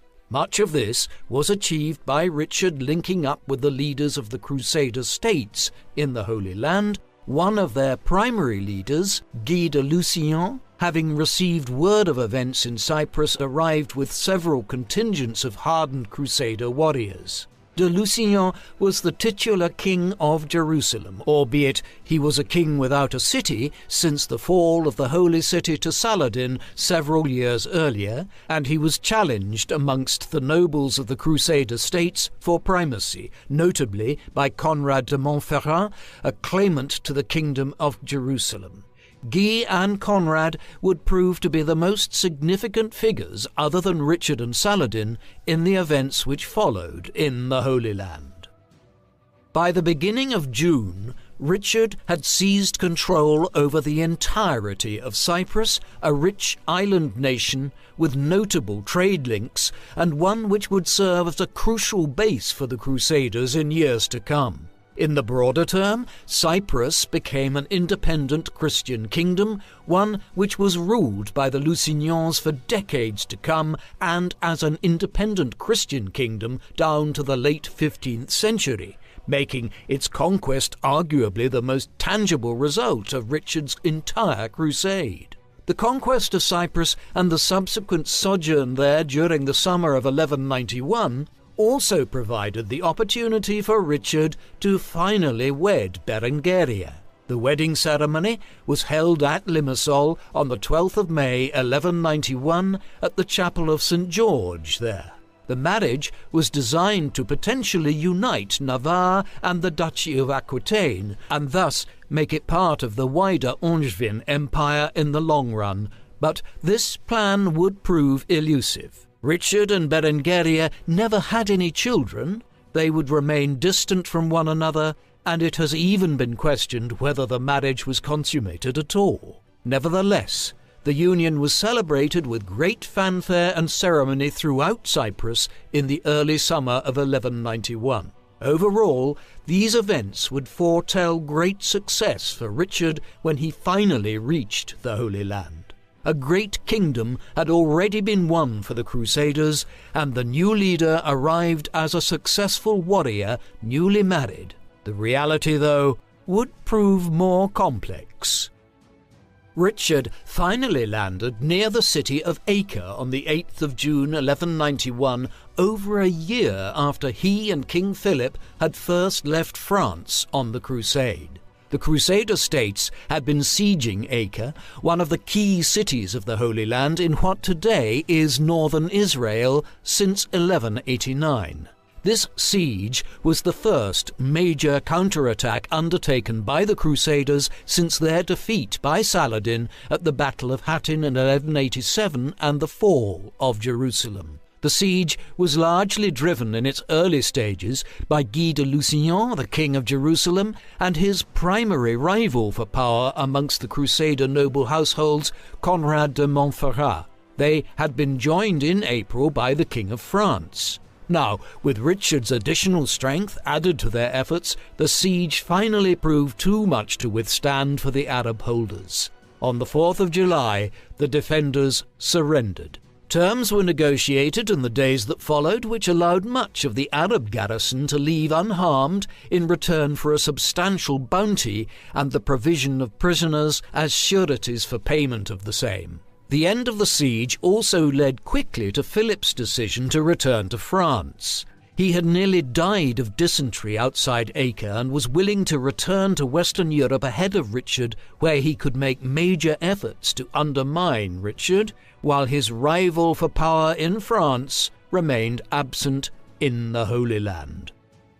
Richard was now the undisputed leader of the Third Crusade, but he had yet to meet Saladin openly on the field of battle. This would soon come as Richard continued his efforts to secure the coastline of Palestine in order to use it to solidify the Crusader position and to use it for a fresh drive to retake Jerusalem. And as he prepared to move towards Jerusalem, a notorious atrocity was committed near Acre in late August. By this time, Saladin had missed the payment of the first installment of the ransom which he had promised for the safe passage of the Arab defenders from Acre weeks earlier. And it was owing to this and the difficulties of transporting large numbers of prisoners inland towards Jerusalem that Richard and his fellow Crusader leaders such as Guy de Lusignan and Conrad de Montferrat elected in late August to summarily execute upwards of 3,000 Muslim prisoners before leaving Acre. Richard was evidently heavily involved in this decision, although there is significant debate down to this day as to what extent the action violated the laws of war as practiced in the late 12th century. This done, Richard led his forces south towards Jaffa on the 22nd of August, with his army staying close to the coast where they could be reinforced by the Crusader fleet and its ample resources in the eastern Mediterranean. This latter movement would finally lead to Richard meeting Saladin in the field in the foremost direct engagement between the two leaders of the Third Crusade. The Battle of Arsuf was fought on the 7th of September on the route to Jaffa. For days, Saladin, with a force of some 25,000 men, largely light cavalry, had been harrying Richard's numerically inferior but better equipped and trained force of roughly 10,000 infantry and upwards of 1,500 heavy cavalry. The latter were the foremost fighting forces in the Holy Land during the Crusades, but they lacked the maneuverability of Saladin's light cavalry, a fact exacerbated by Richard's unwillingness to move far from his baggage trains and risk losing their water supplies.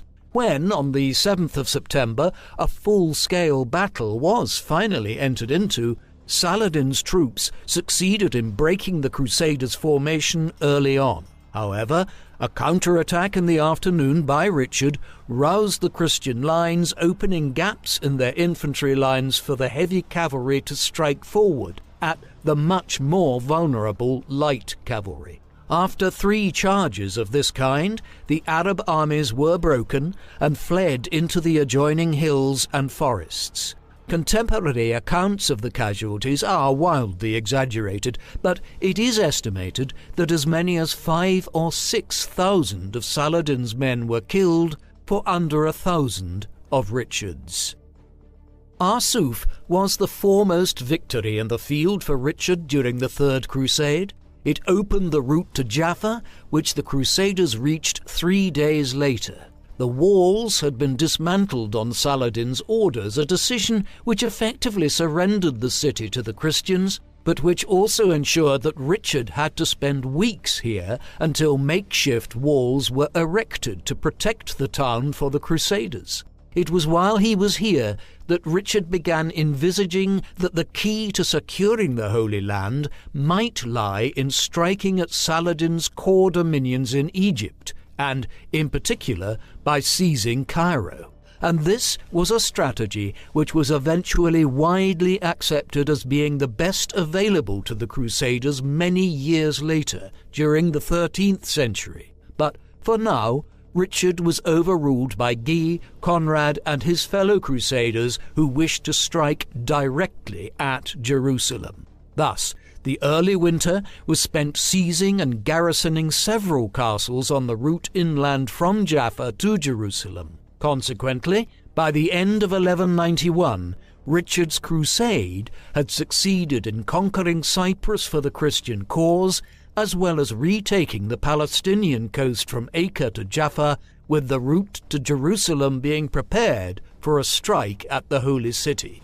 The latter campaign, though, would never be undertaken by Richard. Early in 1192, Richard's role in the Crusades began to inexorably wind down. On the 20th of January 1192, he reached Ascalon, where plans were initiated to begin refortifying the site as a base from which the Muslim powers' caravans travelling across the Holy Land between Syria and Egypt could be attacked. Yet, when disputes broke out here amongst the leading Crusaders about how this should be funded, Richard withdrew to Acre. Here, further disputes arose between the Crusader contingents, particularly the merchants representing the major trading powers of Italy, on whose financing and supply much of the Crusader states depended, about how to proceed. Consequently, by the late spring, Richard was increasingly faced with the futility of trying to motivate the disparate leaders and groups involved to act in concord. Moreover, it was while at Acre that he received disconcerting news from Western Europe that fresh unrest had arisen back home in his dominions. His brother John was now openly plotting with the French monarchy, and Richard's continued presence in the Holy Land on the Crusades threatened his position as king of the Angevin Empire back home. It was these combined factors which, in the spring of 1192, led him to take the decision to return home without capturing the ultimate prize of Jerusalem. There remained a number of things which needed to be resolved in the Holy Land before Richard could leave. First and foremost amongst these was the issue of the leadership of the crusade after the English king left. Would Guy de Lusignan, the acknowledged king of Jerusalem, or Conrad de Montferrat, his would-be challenger, succeed Richard as the head of affairs? In an effort to resolve this, Richard summoned a council, where he attempted to establish Conrad as the next head of the Crusader states. In return, Richard sold Cyprus to Guy for a sum of 60,000 bezants. But no sooner had this arrangement been loosely worked out than Conrad was killed by a pair of assassins in late April. It is unclear to this day who had hired these assassins, with everyone from Richard to Saladin being suspected for varying reasons. What is clear is that this cast affairs into further chaos. Then Saladin's recapture of the town of Jaffa at the end of July, before Richard himself could relieve the siege, sealed his decision to leave the Holy Land. On the 2nd of September, a 3-year truce was agreed between Richard and his mortal foe. Richard would surrender Ascalon, but the entirety of the coast from Jaffa to Acre was back in Christian hands, as well as Cyprus, and Christians were guaranteed free access to Jerusalem. Hence it was that Richard departed the Holy Land on the 9th of October, having failed to achieve ultimate success by capturing Jerusalem, but having achieved a great deal. Richard's return to Europe was not straightforward. By November 1192 he had reached the Greek island of Corfu, and at this point elected to travel back to Western Europe through Germany rather than westwards through Italy. Richard was conscious in all of this that he was passing through the territory of several princedoms which were opposed to him, notably Leopold of Austria. Leopold was a staunch ally of Henry VI, the Holy Roman Emperor, a would-be leader of any future crusades, and he consequently viewed Richard as his enemy. Aware that to pass through Leopold's territory would involve the threat of falling into Henry's hands, Richard hired several galleys at Corfu and headed north, accompanied by a relatively small retinue of his most trusted followers, hoping to avoid detection while pretending to be travelling pilgrims on their way back from the Holy Land. But the subterfuge did not work. Their ships crashed on the Istrian coastline, and while heading for Moravia in Austria, they aroused suspicion. As a result, they were finally apprehended near Vienna while passing through Leopold's country in December 1192. Within days, news had been sent to the Emperor Henry that King Richard of England had been apprehended and was being held by Leopold in the castle of Dürnstein, northwest of Vienna. The emperor had more than one reason to have apprehended Richard, for Henry was also loosely allied with King Philip of France. Accordingly, we find the emperor writing to Philip within days to inform the French king of the good news that he had apprehended the English king.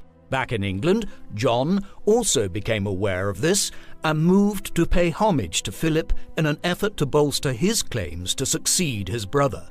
However, the church authorities, which maintained that all crusaders were protected against attacks or seizure when travelling to or from the Holy Land on crusade, were less impressed, and extensive pressure was now applied on Leopold and Henry to release Richard.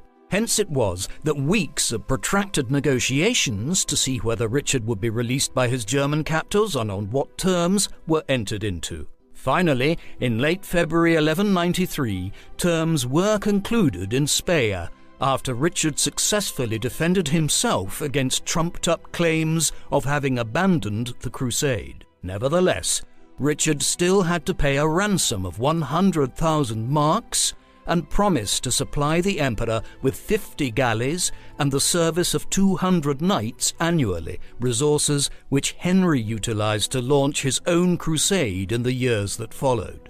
Further negotiations on these terms ensued, such that Richard was unable to depart Germany until early in 1194, well over a year after first leaving the Holy Land. Richard now set off on the last leg of his journey home.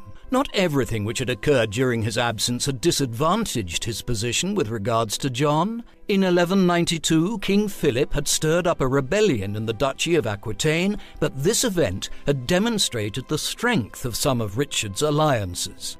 On this occasion, his wife Berengaria's brother, Sancho of Navarre, to the south in the Basque region, intervened during Richard's absence to suppress the revolt. Indeed, Sancho went even further and launched a punitive raid against Toulouse to demonstrate that Richard's French possessions were not open targets while he was in the Holy Land or making his way home.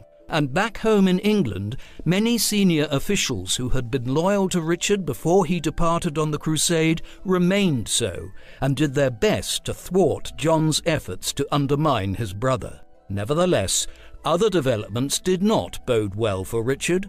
In April 1193, King Philip finally inflicted a considerable defeat on Richard's cause when he seized Gisors in Normandy, perhaps because the Castellan, a senior official there, had proved willing to surrender in the belief that John would soon succeed Richard as Duke of Normandy. All of this indicates that there was fresh unrest as Richard arrived back to Western Europe in the early months of 1194.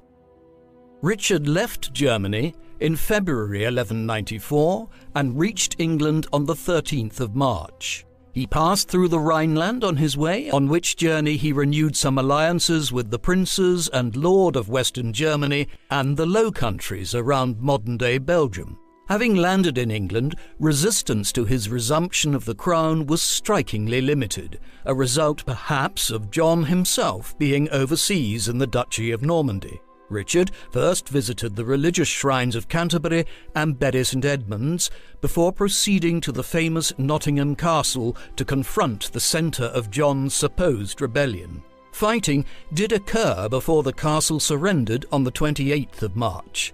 Thereafter, Richard resumed the full regalia of his English kingship and presided over several meetings of the government at Winchester, before departing for France in early May to confront John head-on in Normandy. He left the government of England to Hubert Walter, who had accompanied Richard on crusade and who had been made Archbishop of Canterbury in 1193. Richard would never return to England, an indication of the degree to which he viewed France as the core component of his dominions, much as his ancestors as far back as William the Conqueror had. Where England had seen little resistance to Richard's return as king and had been quickly stabilised, the Crusader king's return would prove far less seamless in France. John had dug himself into Normandy, where he relied on a close alliance with the French king to cement his position. Thus, by the time that Richard arrived in northern France in the early summer of 1194, John and King Philip had flooded the region with French troops, holding a number of key strategic sites across Normandy as well as other sites, and the French king proved the more loyal and reliable of Richard's opponents. Conversely, no sooner had the English king landed in Normandy than his brother and would-be rival quickly rushed to beg forgiveness from his brother. This Richard agreed to, claiming John had been ill-advised by his counsellors.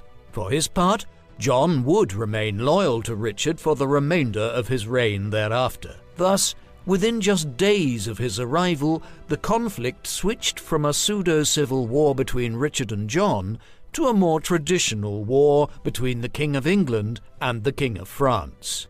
And in this, Richard was quickly aided by his familial allies from Navarre, and by mid-June, Tours in central France had been retaken by Richard. The campaign then moved into the Loire River Valley, and after a swift campaign here, he moved south into Aquitaine. By late July, he had captured Taillebourg and Marcillac, the city of Angoulême, Montignac, and La Chaise, thus largely completing Richard's reconquest of his western French territories 3 months after sailing to France from England.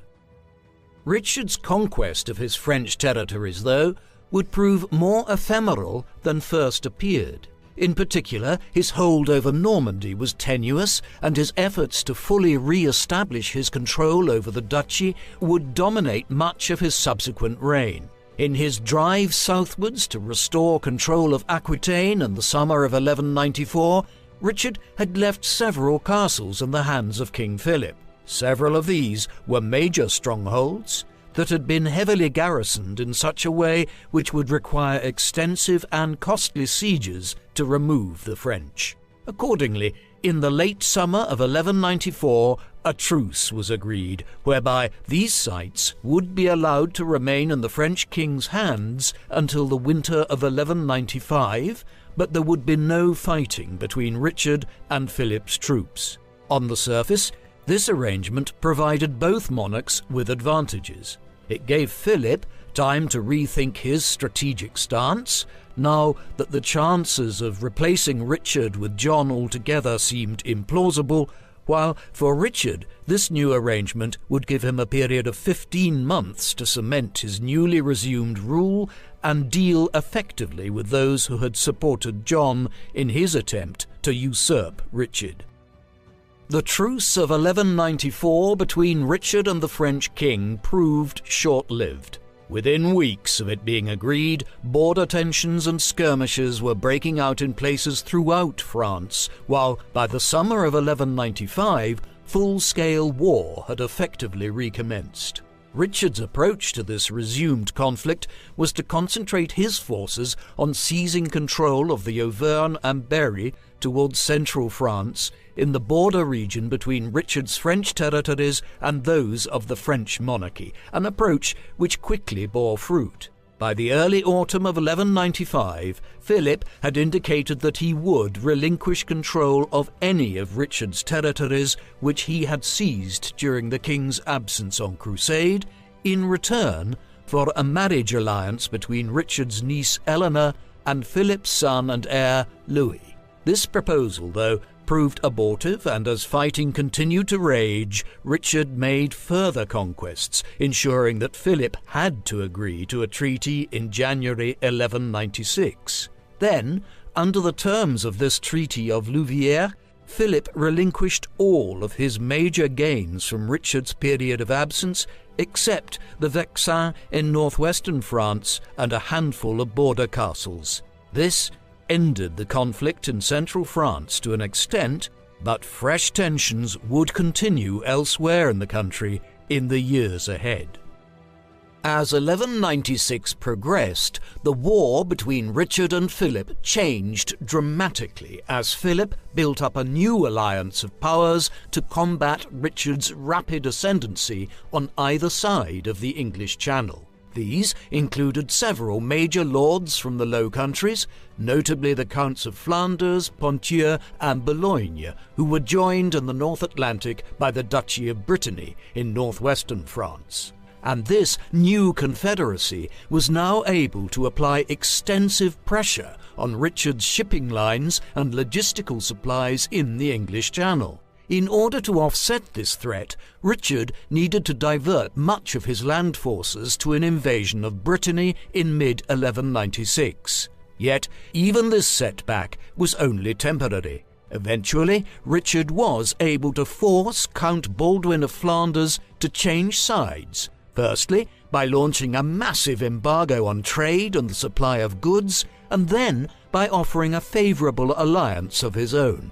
Thus, Baldwin went from blockading Angevin shipping in the Channel to invading Artois in northeastern France on Richard's behalf and seizing the considerable French town of Douai.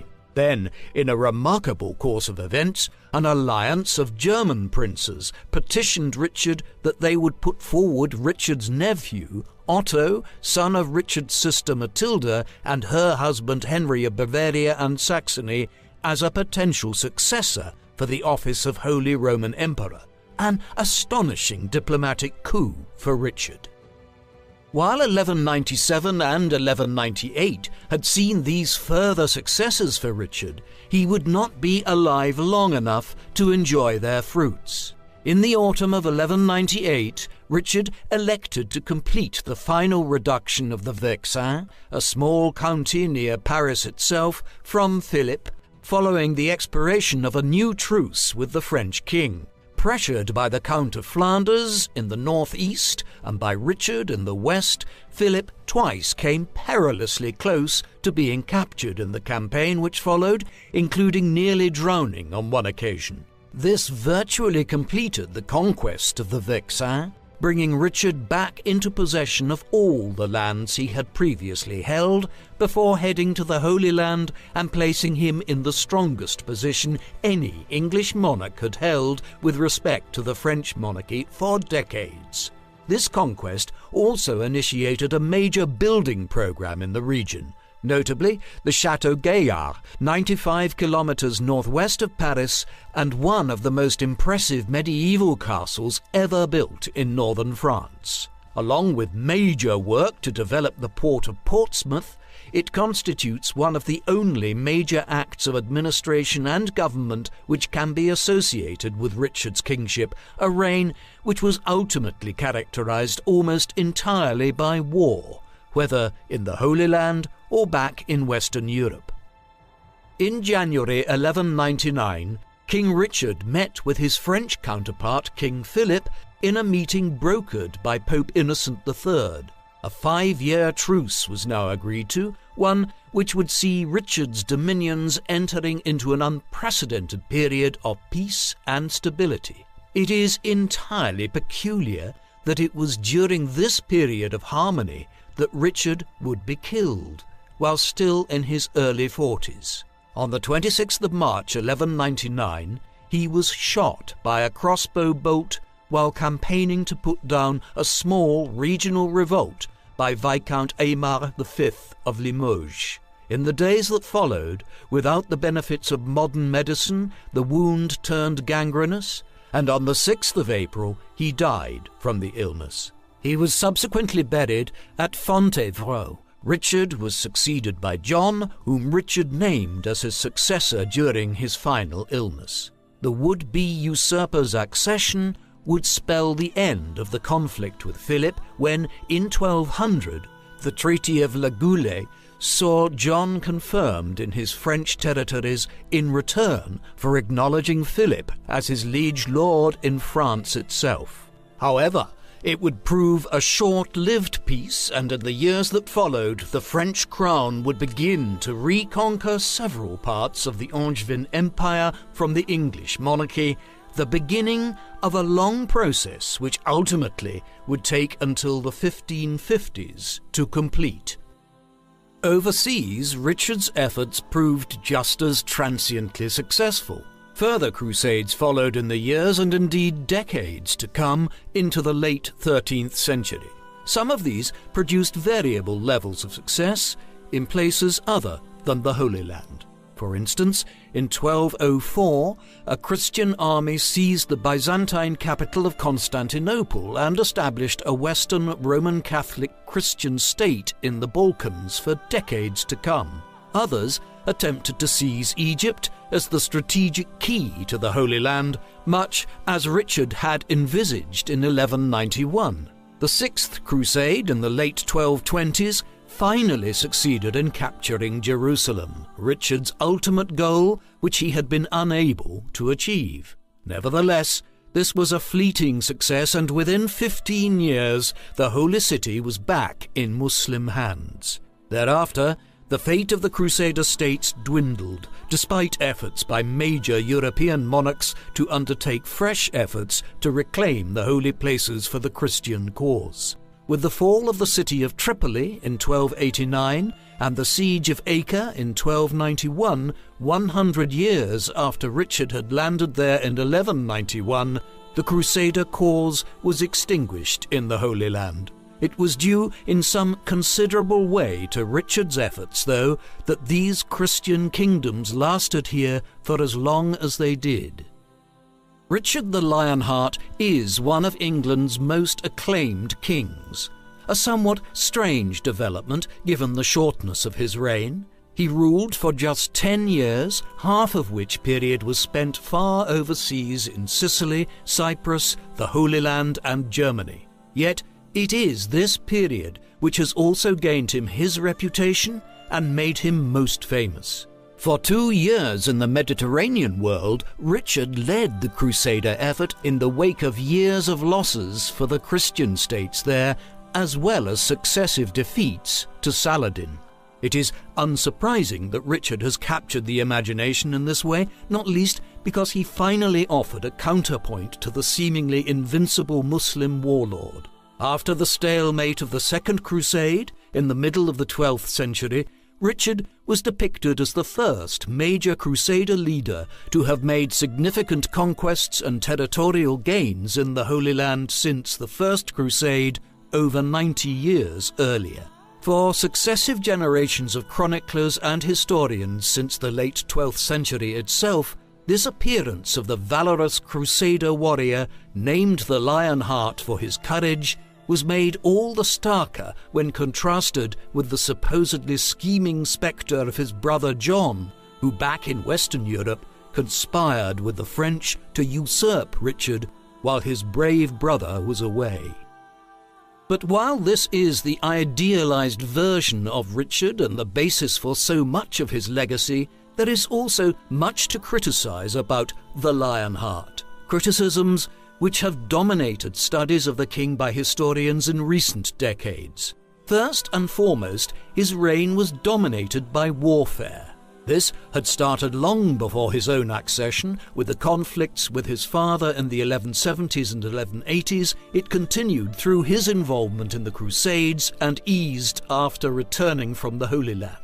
While much of the latter conflict can certainly be blamed on others for having usurped some of his territory while he was absent in the East, the reality is that Richard could have negotiated a peace settlement with King Philip long before 1199 if he had been willing to compromise slightly on how many castles in France he wanted to hold. By way of contrast, there is little else of interest within Richard's reign other than his wars. He did build some castles, which again had a military purpose, and left plans when he left England in 1194 for some work to be carried out in his name, but his reign is remarkably bereft of any signature efforts to reform the judiciary, introduce new taxation systems other than those designed to fund his military endeavours, or offer any form of civil government policy which might have substantially improved the administration of his dominions or the lives of his subjects. Perhaps the most balanced appraisal of Richard the Lionheart is one which takes stock of both extremities of his reign.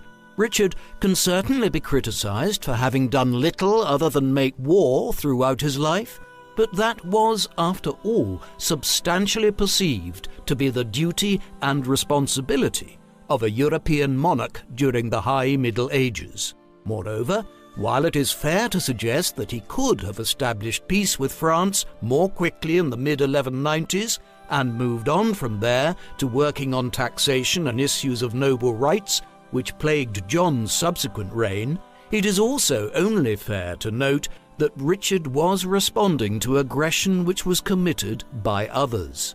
The Third Crusade was launched in response to Saladin's conquests in the Holy Land, and Richard's wars in France were the result of Philip and John's conspiracies while Richard was away on crusade. Finally, while there is no doubting that Richard was over-lionized by historians and chronicles for centuries after his death, it is also true to say that he was the most successful leader of the Crusades in over 90 years. When he arrived, the Crusader states were facing extinction in the Holy Lands, but when he left in 1192, the Christian cause had been rejuvenated and expanded, ensuring its survival for another century.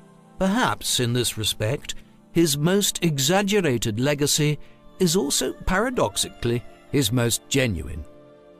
What do you think of Richard the Lionheart? Does his brief reign constitute one of the great missed opportunities of English kingship, or are his abilities as a king exaggerated? Please let us know in the comments section, and in the meantime, thank you very much for watching.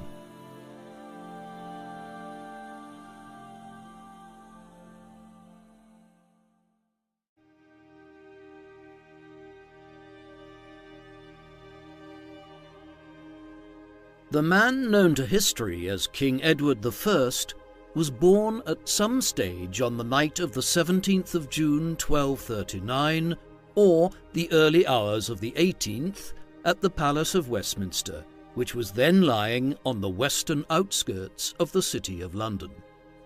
His father was King Henry III of England, a monarch who had ruled the country from childhood, but was only just beginning to exercise some actual authority himself in his early 30s as Edward was born.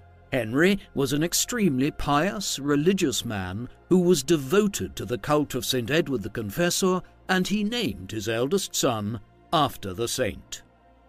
His mother was Eleanor of Provence, a French noblewoman whom his father had married 3 years before Edward was born.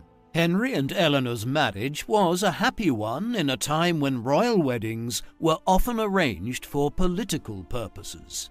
In the years following Edward's birth, she and Henry would have 4 further children, a boy, Edmund, and 3 girls, Margaret, Beatrice, and Catherine. 3 of Edward's siblings would survive into their adult years, but Catherine died before her 4th birthday. Young Edward was born at a time when England was in the midst of considerable political turmoil. His grandfather, King John, who had ruled England from 1199 to 1216, had been a controversial and, in many ways, a weak ruler. In the early 1200s, he had engaged in a series of disastrous conflicts in France, which resulted in the loss of much of England's extensive territories in the north of the country to King Philip II of France, notably the Duchy of Normandy, which had formed the core of the English presence on the other side of the English Channel. Then, in the mid-1210s, John had faced a revolt by his own English lords, known as the First Barons' War. John initiated some political reforms before his death in 1216 in order to quell the unrest, including the Magna Carta, or Great Charter, of 1215, but the succession of Edward's father when he was just 9 years old ensured that there would be no quick end to England's domestic turmoil. Henry III was a pious and in many ways an honourable ruler, but he was ineffective in some other ways and easily dominated by court factions for much of his long reign. Consequently, Edward's younger years were dominated by unstable politics throughout England, further civil strife, an extensive revolt in Wales, and on the international stage, a failure to recover any of England's former territories in France. Eventually, Edward would be sucked into the civil strife of his father's reign, and he would often find himself in opposition to the king's own government. As was typical for royal children at the time, Edward was raised largely away from his parents in his own royal household. Letters from his father demonstrate a fatherly concern for the young prince, though perhaps not of the kind which would be typical today. In 1242, when he was around 3 years old, Henry expressed a concern that Edward didn't have good wine to drink. In his youth, Edward's care was handed over to Hugh Giffard, and then, in 1246, to Bartholomew Peche, a close friend of the king's. Serious concerns arose concerning Edward's health around this time, and these issues did not fully abate until the early 1250s. The details of how he was educated are unfortunately quite scant, but this was a time when there was a greater emphasis on pursuing martial abilities and other pursuits such as hunting and jousting than there was on academic accomplishment for a future king.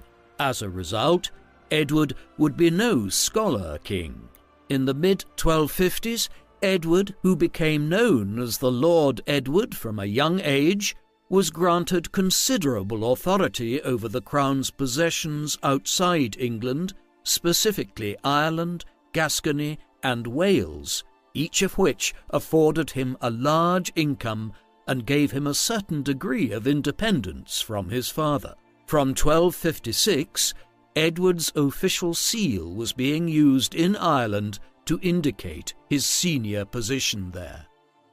In 1154, though he was just 14 years of age, Edward was married to Eleanor of Castile, who herself was a year and a bit younger than Edward. The marriage of the pair, who were barely entering their teenage years, was a political act designed to shore up English power in its remaining French territory of Gascony, which lay just to the north of the Kingdom of Castile in Spain. Despite the arranged nature of the marriage, it was a very happy one. Eleanor and Edward were devoted to each other, and she accompanied him everywhere, even years later heading on crusade with him to the Holy Land. A long marriage which lasted over 35 years resulted in many children. It is believed there were 14 in all, though the exact number is not entirely clear at a time when infant mortality and stillbirths were common.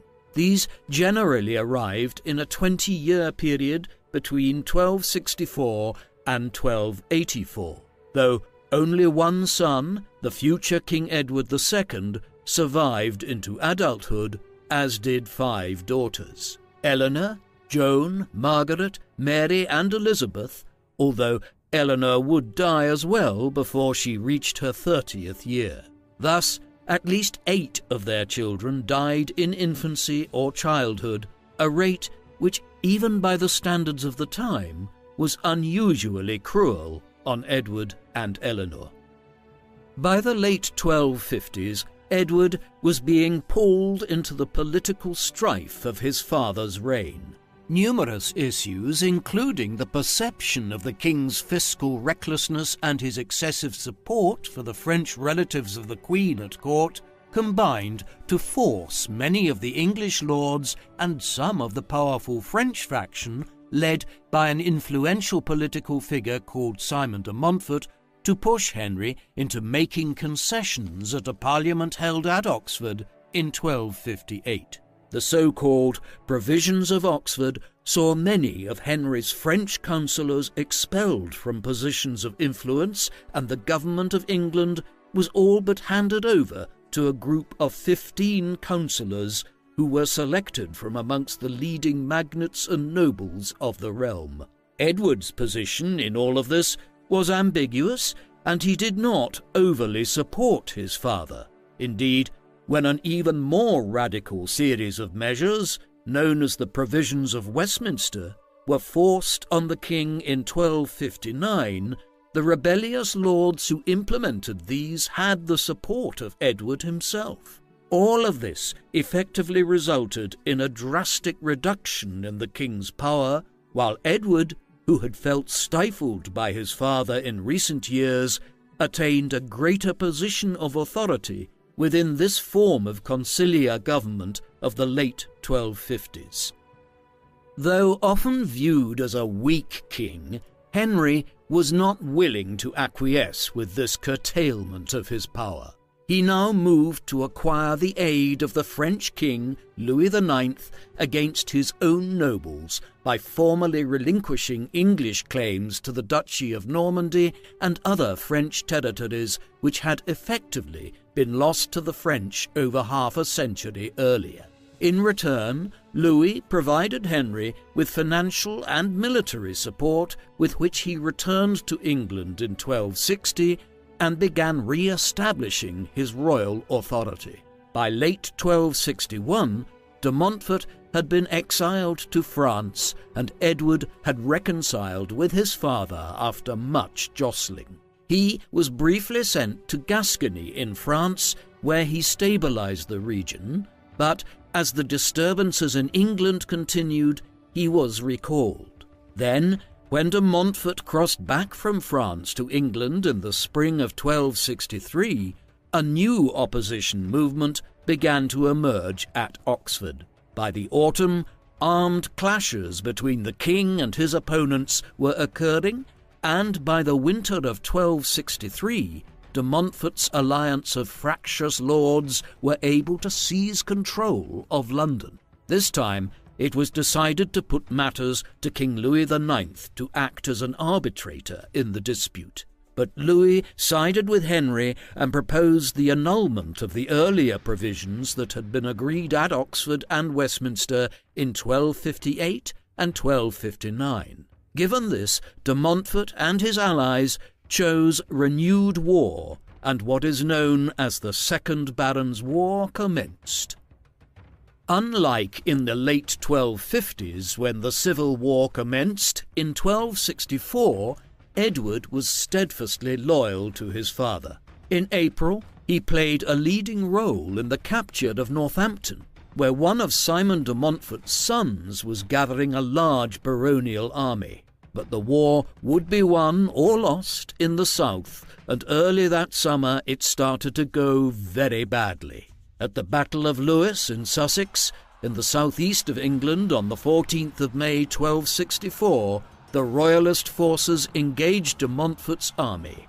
Edward led the cavalry on the right wing of his father's army to good effect, but the battle was lost overall as de Montfort's forces occupied a strategic position on the high ground of Offham Hill. In its aftermath, Edward was taken as a hostage and placed under confinement, while Henry was forced to make massive concessions to de Montfort. For all of a year, de Montfort was virtually an uncrowned king of England. But when Edward escaped and began building up a royalist force again in the Welsh marches, the tables turned. He was now effectively the head of the royalist cause, as his father remained a prisoner of de Montfort's. Concerted campaigns throughout the summer of 1165 brought much of the north and western England back under crown control, and de Montfort was forced to engage Edward in the field at Evesham on the 4th of August 1265. Here, Edward outmanoeuvred de Montfort before the battle, who was placed on the defensive from the offset. The result was a crushing victory for Edward, in the course of which de Montfort was killed and the king was finally released. Victory at Evesham did not bring the war to an end. Campaigning continued through late 1265 and into 1266, before the last major stronghold, Kenilworth, was placed under siege. Edward briefly joined this action in the summer of 1266. The dictum of Kenilworth was issued in October, which laid out terms whereby those who had been in rebellion would be able to repurchase their lands from the crown. It was hoped by this that the garrison would surrender, but they refused and held out until December. By then, Edward had gone north to deal with further operations to mop up rebels there. A final push was made by the Lords on London early in 1267. It was led by the Earl of Gloucester, and posed a serious threat that the tide of the war could yet again turn. But Edward entered into negotiations with Gloucester, who was effectively bought off. With this, matters began to wind down. A more conciliatory line was taken towards those who were still in arms, which led to the laying down of weapons in many locations. Edward campaigned to the Isle of Ely in the early summer, which was seized with little difficulty, while a final push into the fens in early July saw the last of the rebels surrender. The Second Barons' War was over, and Edward had played a key role in victory for his father's cause. Plans were quickly initiated to reach a political settlement in order to bring the tensions that had caused the Second Barons' War to an end. The result was the Statute of Marlborough, which was issued in November 1267, whereby some of the legal and fiscal reforms that had been desired in the late 1250s and which Edward had briefly supported were implemented, this time with royal consent. It is unclear what part Edward played in the debates over these changes. Indeed, it is difficult to determine what his exact role in government was at all in the late 1260s. Disputes arose frequently involving him, one with the Earl of Gloucester, over their overlapping jurisdictions around the town of Bristol. There is some evidence of Edward being involved in royal councils, but certainly not on the scale that one would have assumed would be the case given his prominence in ending the war, though he did receive extensive estates in the land confiscations that followed the conflict. Overall, it had been a mixed political apprenticeship for him. He had gained extensive experience as a military commander and to a lesser extent as an administrator, but Edward had also gained a reputation, one which is perhaps overstated at times, for being politically manipulative, someone who had been willing to throw in his lot with his father's enemies in the late 1250s, but then change sides quickly in the early 1260s. Despite his father's increasing old age and infirmity, Edward became determined in the late 1260s to depart on a crusade to the Holy Land. The Crusades had been a central pillar of life in Europe during the High Middle Ages. Beginning in the 1090s, the papacy had begun urging Christendom's monarchs, lords, and knights that it was their solemn duty, as the faithful of God, to try to reclaim the Holy Land, and the city of Jerusalem in particular, from the Muslim heathens there. A first crusade in the final years of the 11th century had proved enormously successful, with Jerusalem and several other cities such as Antioch and Acre captured and 4 Crusader states established. However, in the course of the 12th century, these had declined and Jerusalem was eventually conquered by the Muslim Lord Saladin in 1187. Despite a concerted effort by Edward's great-uncle, King Richard the Lionheart, to reclaim it during the Third Crusade in the early 1190s, the city remained out of Christian hands, and the other Crusader states continued to decline into the 13th century, despite numerous further crusades. Edward's father had long hoped to head on crusade himself, but now Edward took up the mantle for him.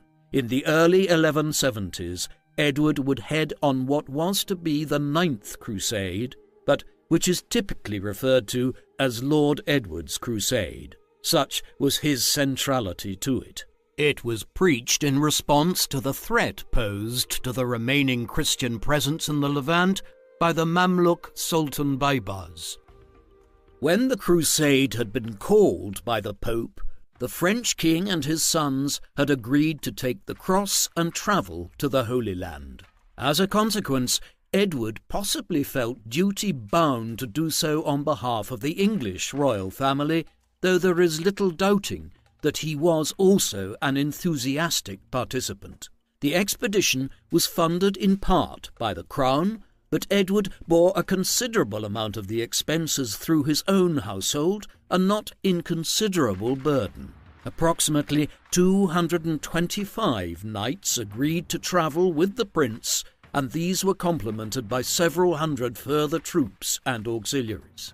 Most of these were royalists who had fought on the Crown's side in the civil conflicts in England of the 1250s and 1260s, and there was a reluctance by many of those lords who had only recently reconciled with the Crown to engage in the royal expedition.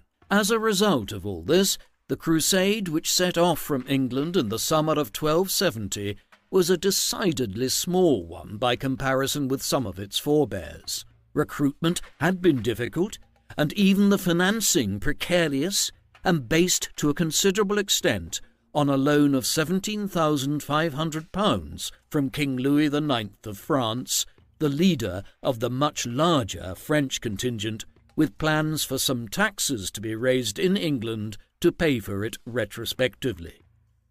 Edward's army was travelling behind the much larger French contingent, and when he finally caught up with them in the late autumn of 1270 at Tunis in North Africa, he learned that King Louis IX had died of dysentery some weeks earlier.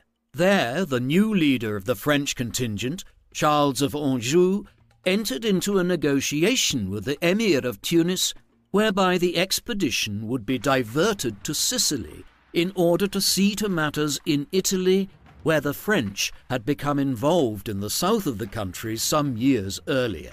Edward was indignant with this diversion and instead elected to continue with his small contingent along the original route and headed eastwards as planned, landing at the Crusader stronghold of Acre in the Holy Land in mid-May 1271. The Lord Edward's crusade possibly scored an immediate victory upon his arrival. The Christian port was threatened by the Mamluk leader Baybars at the time, and some of the contemporary sources suggest that Edward's arrival prevented an onslaught on the town. However, the Arab sources are altogether less congratulatory of the English lord on this count.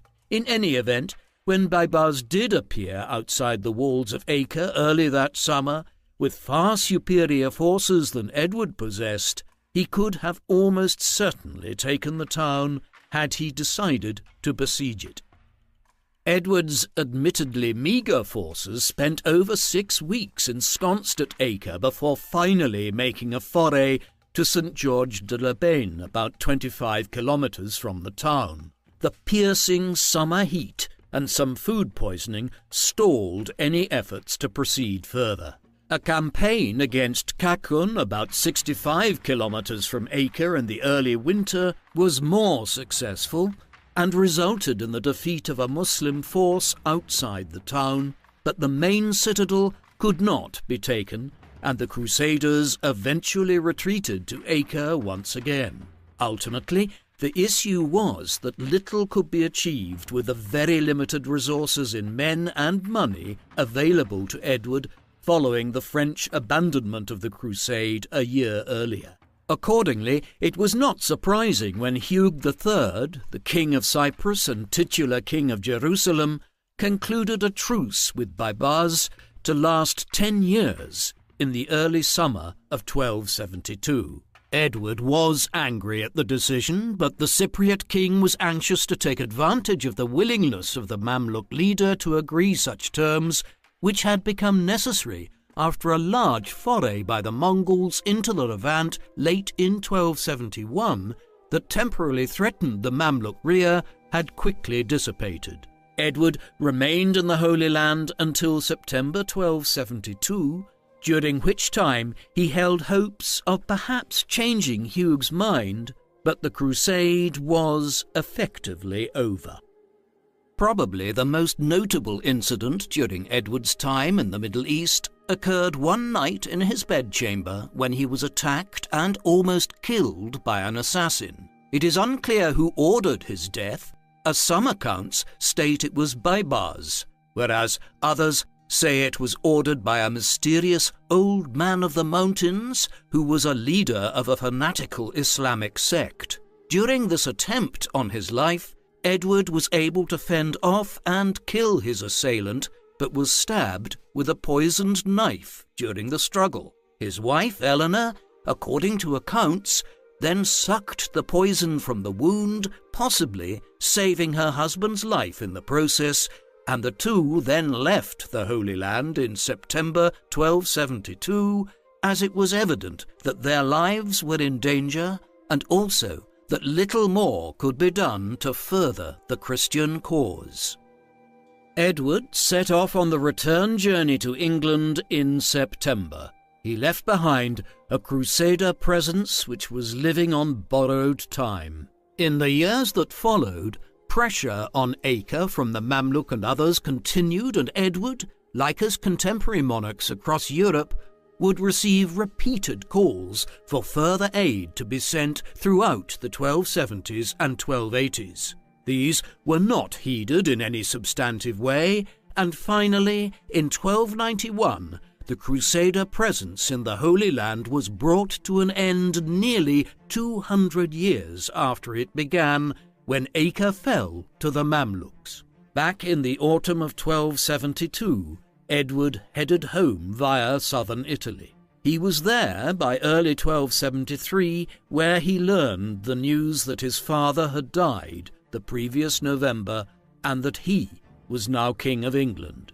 However, despite receiving this information, he did not head hastily for England. Rather, he engaged in a slow journey through Italy and southern France before heading to Paris to pay homage to the new French king, Philip III, who was theoretically Edward's liege lord over his lands in France.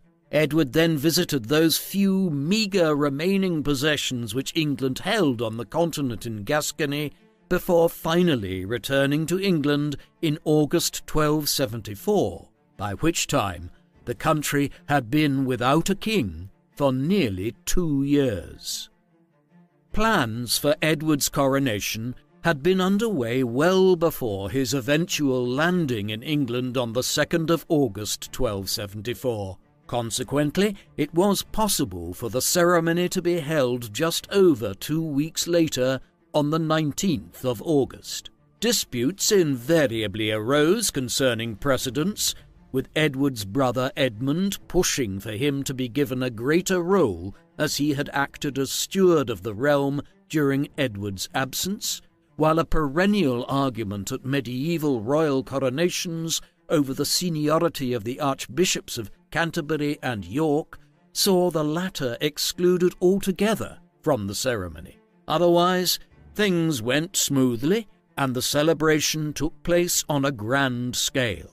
An enormous banquet involving thousands of cows, oxen, pigs, and chickens was to be held, while other staple fare of the medieval and early modern periods, such as swan, cranes, and goats, were prepared. Westminster Abbey was redecorated at considerable expense. When the coronation finally came, it was the first to involve the coronation of both a king and queen of England since the Norman conquest over 200 years earlier. The Archbishop of Canterbury, Robert Kilwardby, placed the crown on Edward's head, which he duly removed, affirming that he would not wear it again until the lands England had lost under his father were reclaimed. Thus did he affirm that it was the beginning of a new age. The man who had just become king is often represented as a dour Machiavellian, but this is not precisely accurate. Standing at 6 foot 2 inches, Edward acquired the name Longshanks on account of his unusual height at a time when few men reached 6 foot. By the time he was crowned, the blonde hair of his youth was beginning to darken, and it would turn grey in his middle years. He spoke with a very slight lisp, but with purpose and persuasively. In religious terms, he was orthodox and made the conventional donations to churches and monasteries while hardly being possessed of anywhere near the religious devotion of his father. He was probably not well read, but expressed his cultural proclivities through his patronage of architecture and painting, notably supporting Walter of Durham, who did much to decorate the interiors of Westminster Abbey. By disposition, he could be good-natured and amiable, but also prone to violent outbursts. He enjoyed hunting and was a keen supporter of the tying of the Arthurian legend to the English monarchy. Ultimately, though, his administrative abilities were limited in many ways, with very little understanding of the nuances of finance and logistics, but what he lacked in this regard he more than made up for with his sense of purpose and forcefulness, traits which had been lacking in an English monarch since the days of his great-uncle Richard the Lionheart over 70 years earlier. One of the first issues that arose for Edward as king back in England came from the west in Wales. The Normans had established a significant amount of control over Wales following their conquest of England in the 11th century, and that had been maintained and even strengthened for much of the 12th century, but the weakened state of the English crown during the reigns of Edward's grandfather and father had seen a succession of rebellions there by the Welsh princes, notably Llywelyn ap Gruffydd, in an attempt to re-establish Wales's independence from England again.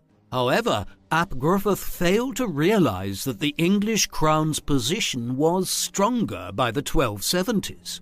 Therefore, Edward expected Llywelyn to pay homage to him as his ancestors had done as a matter of course. His grandfather, Llywelyn the Great, for instance, had paid homage to both King John and Henry III in the 1200s and 1210s. Thus, when Llywelyn invaded English territory in the March region, Edward considered it the actions of a rebellious subject and became determined to act against him.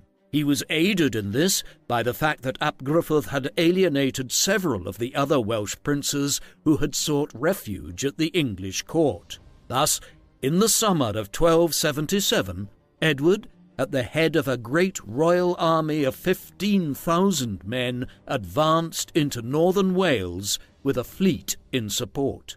No violence was needed. Llywelyn realised that this overwhelming show of force was an indication that his ambitions needed to be tempered, and he came to terms with Edward through the Treaty of Aberconwy, whereby his authority was severely curtailed in Wales, and he agreed to pay a huge indemnity of £50,000 to the English crown. Consequently, the homage of the Welsh lords, which had been paid to kings such as Henry II in the 12th century, was quickly re-established under Edward. This certainly did not settle the matter. A new war broke out 5 years later in 1282, and on this occasion Edward faced a combination of the Welsh princes, many of whom had allied with him in 1277, but who were disillusioned at his failure to to sufficiently reward them for their aid in the aftermath of that invasion. Llywelyn's brother Dafydd initiated proceedings by attacking Harden Castle in April, which was followed by further attacks on English castles in the region. Edward showed a similar resolve to that which he had demonstrated 5 years earlier. As he perceived it, Llywelyn and the other Welsh lords were not independent princes of a foreign land, but rebels of a country long controlled by England who were refusing to pay proper homage to him as their monarch. This was a mindset which Edward would employ later towards England's northern neighbour as well. A large host was once again assembled and sent into northern Wales to surround the Ap Gruffudd stronghold in Snowdonia. When Llywelyn subsequently attempted to break out of the encirclement into central Wales, he was killed in action at Irfan Bridge on the 11th of December 1282, while efforts to continue to war by his brother Dafydd were ineffective. Thus, the last Welsh stronghold surrendered in April 1283, just 1 year after the war had commenced. Dafydd ap Gruffudd was handed over to Edward's government shortly thereafter and executed, thus breaking the resistance of the foremost opponents of English intervention in Wales. Victory in 1283 saw one of the most thorough English reductions of Welsh independence ever seen. The Statute of Wales was passed in 1284 and extended English systems of government into Wales. New English-style counties were created and English local government introduced. Many Welsh nobles were disinherited and their lands granted away to English followers of Edward. To cement this new imposition of English rule, a comprehensive programme of castle building was also undertaken at sites like Conwy, Carnarvon and Harlech. New towns quickly emerged at these same sites, and others such as Flint, Aberystwyth and Rhuddlan, while efforts were made to Anglicise existing Welsh towns. Yet there were limitations to all of this, and it should not be assumed that Edward I completed the English conquest of Wales. Rebellions broke out in 1287 and again in 1294, the latter requiring a huge injection of English military power. Almost 30,000 men were involved in one fashion or another before the revolt was finally suppressed in the spring of 1295. All in all, the endeavour distracted Edward from issues he was facing elsewhere by the 1290s and had cost the crown an enormous sum of £55,000 to crush, highlighting how precarious control over Wales would remain for many years to come. The issue of financing such armies as were employed in Wales at various points between the mid-1270s and the mid-1290s was a major concern for an administration that aimed to reassert English power in a substantial fashion on several fronts. A major overhaul of the English finances and government was undertaken as a result to increase the inflow to the exchequer. No sooner had Edward been crowned than he appointed a close ally, Robert Burnell, as Chancellor of the Exchequer. Burnell immediately announced a commission of inquiry into various aspects of the government finances and administration, the primary purpose of which was to identify concealed lands which the Crown had title to, but records of which had been lost. Though the results were mixed, this inquiry did influence the formation of the extensive Statutes of Westminster, which were promulgated in the spring of 1275. This was the first of several acts down to 1290 which sought to end abuses of land tenure and the sub-infeudation of land whereby the lords were robbed of their feudal dues. The rights of tenants were also seen to, while the Crown sought to restrict the Church and others from granting away lands without royal approval, the better for the Crown to receive its own income from such transactions.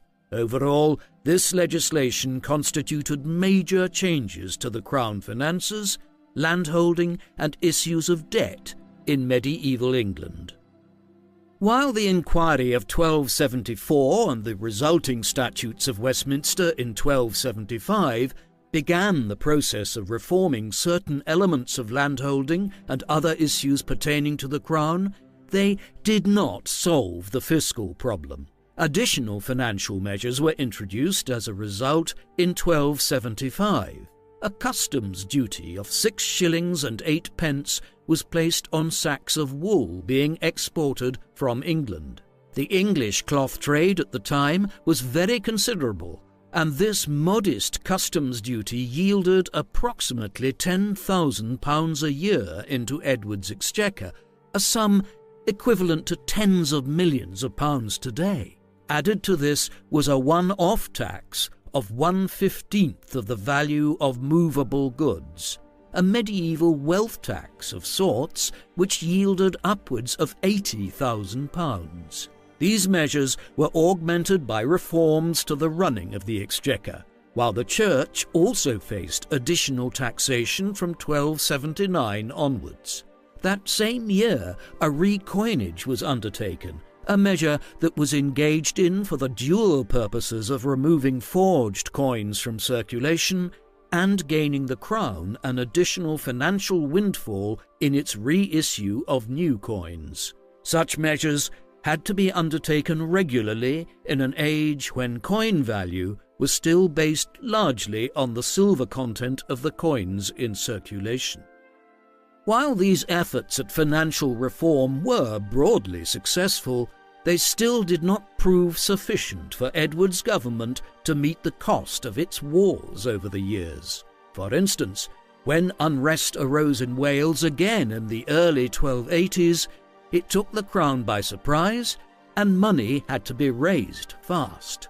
Initially, the deficit was met by taking loans from the wealthy merchant communities of the towns, totalling over £16,000. When this proved insufficient to meet the military situation, regional assemblies were called for early in 1283 in the north of England and other districts. Italian merchant bankers such as the Riccardi family, whose influence as bankers extended across much of Western and Central Europe by the late 13th century, were also turned to. What all of this revealed was that despite how effective the reforms of the 1270s had been, England still could not finance a major war effort for an extended period of time without resorting to extraordinary measures to collect additional money. Consequently, further reforms of the exchequer were undertaken in the 1280s, notably the Statute of Rhuddlan, which aimed to improve bookkeeping and root out some of the corruption that was endemic in all pre-modern societies. These measures ultimately saw increasing efficiencies in the administrative apparatus of the English state during Edward's reign. All of this legislation and fiscal improvement of the 1270s and 1280s played out against a backdrop of parliamentary reform. Today, the Magna Carta, which was passed in the dying months of King John's reign, is typically seen as the great constitutional event of the High Middle Ages in England. But this is generally overstated.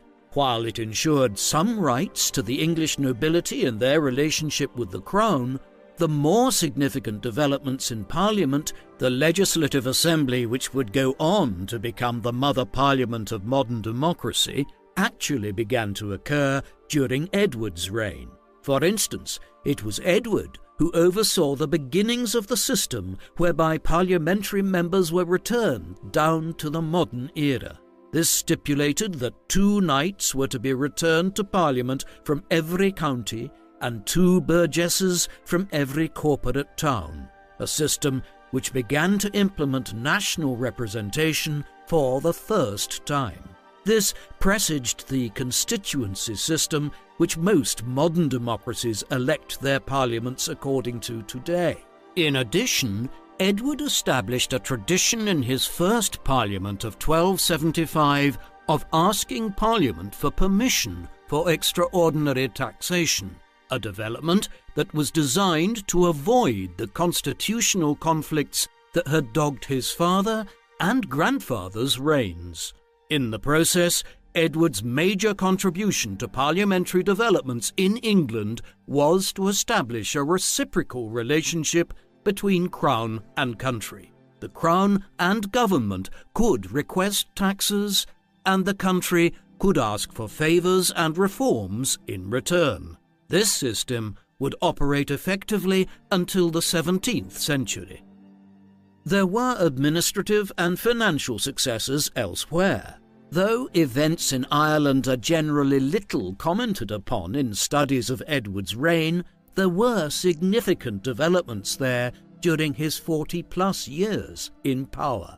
Much of the country had been first conquered by England in the late 12th century, though some parts of it remained outside of English rule. It was still expanding during Edward's reign, though based largely on the initiative of the English lords there.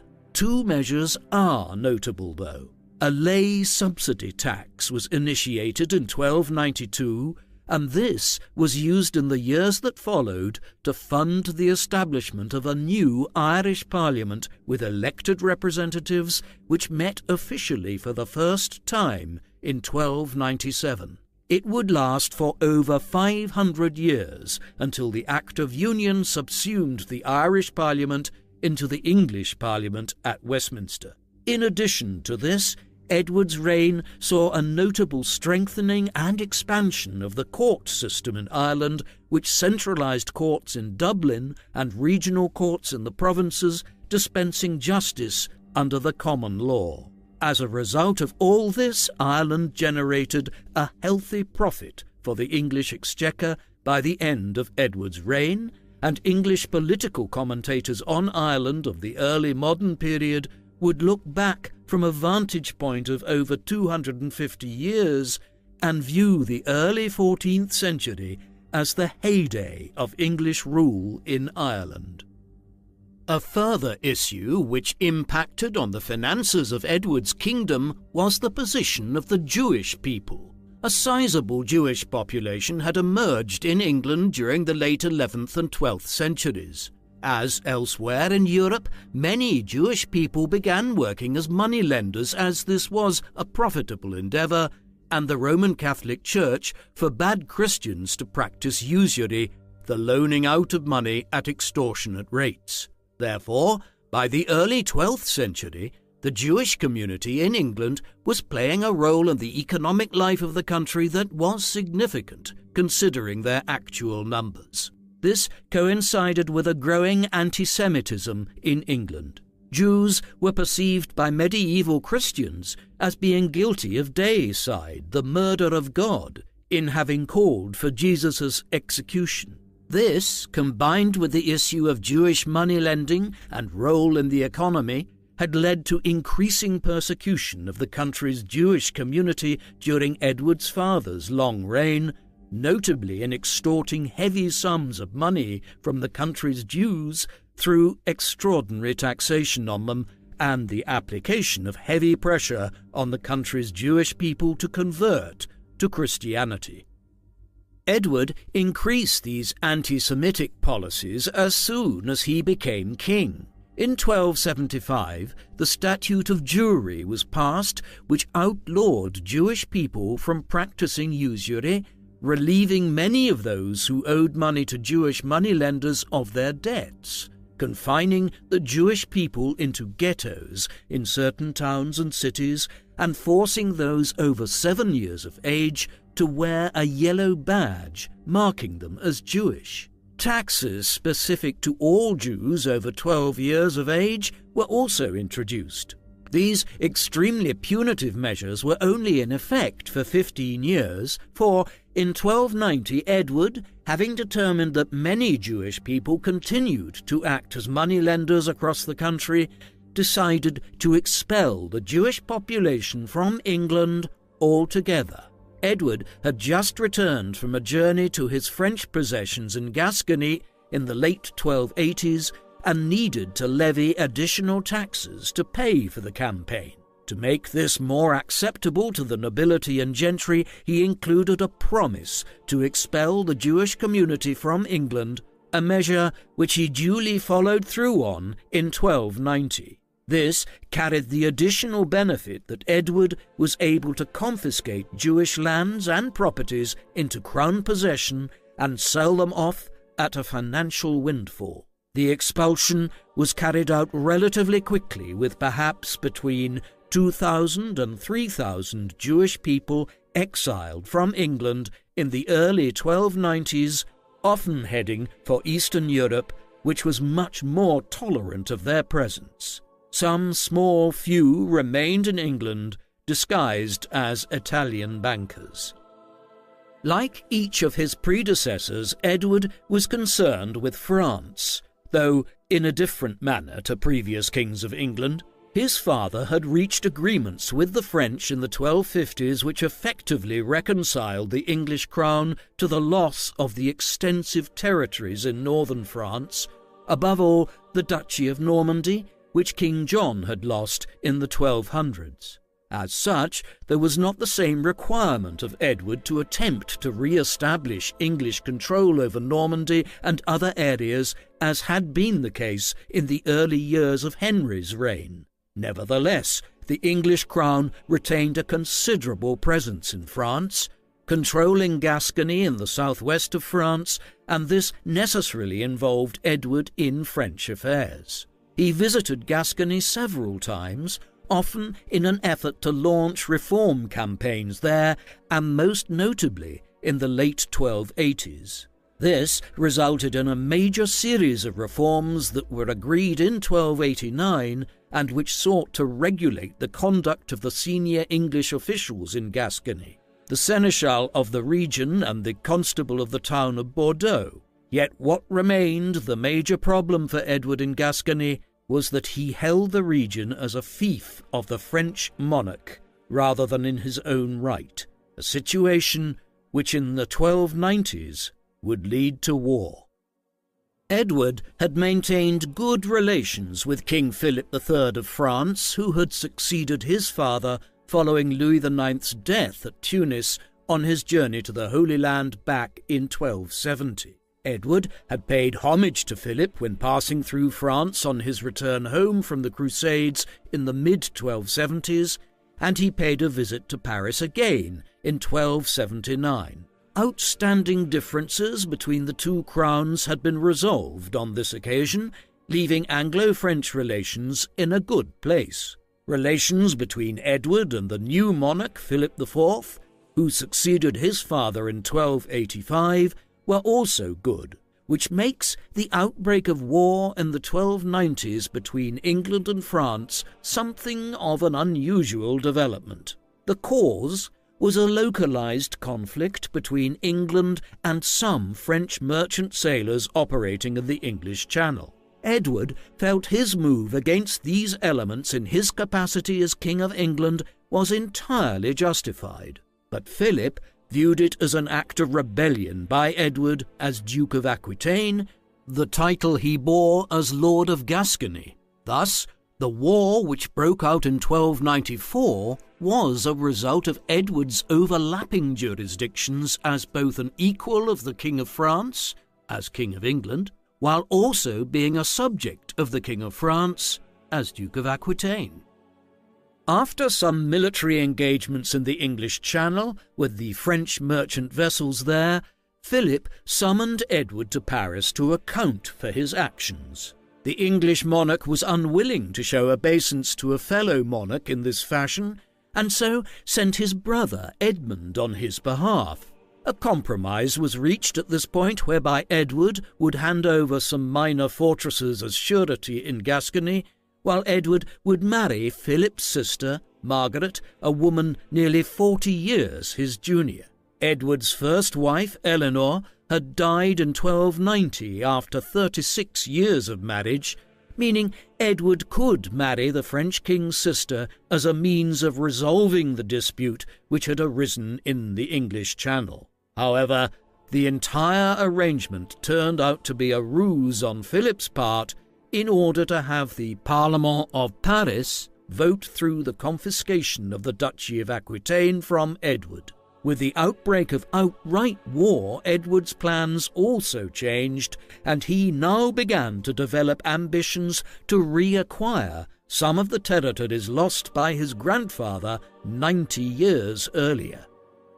Edward's strategy from early on in the war was to develop a major alliance of continental powers against the French. In particular, he sought allies amongst the many principalities of the Low Countries and Western Germany, which in the late medieval period were divided into dozens of small dukedoms, counties, and city-states, and with the powerful Duke of Burgundy, who controlled extensive territories in eastern France. In this way, Edward hoped to build up a power base in the Low Countries around the Duchy of Brabant and the counties of Gueldre and Holland, whereby England would strike into northeastern France towards Paris, rather than operating out of Gascony, as the French would suspect. This action was delayed until 1297, by which time the English had encountered mixed fortunes in their clashes with the French in Gascony.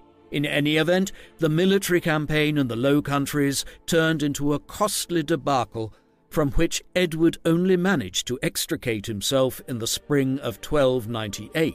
Thus, this strategy proved a consummate failure in the final years of the 13th century, but the idea of building an alliance of European allies and striking against France from the Low Countries was one that would be employed effectively by Edward's grandson against the French many years later.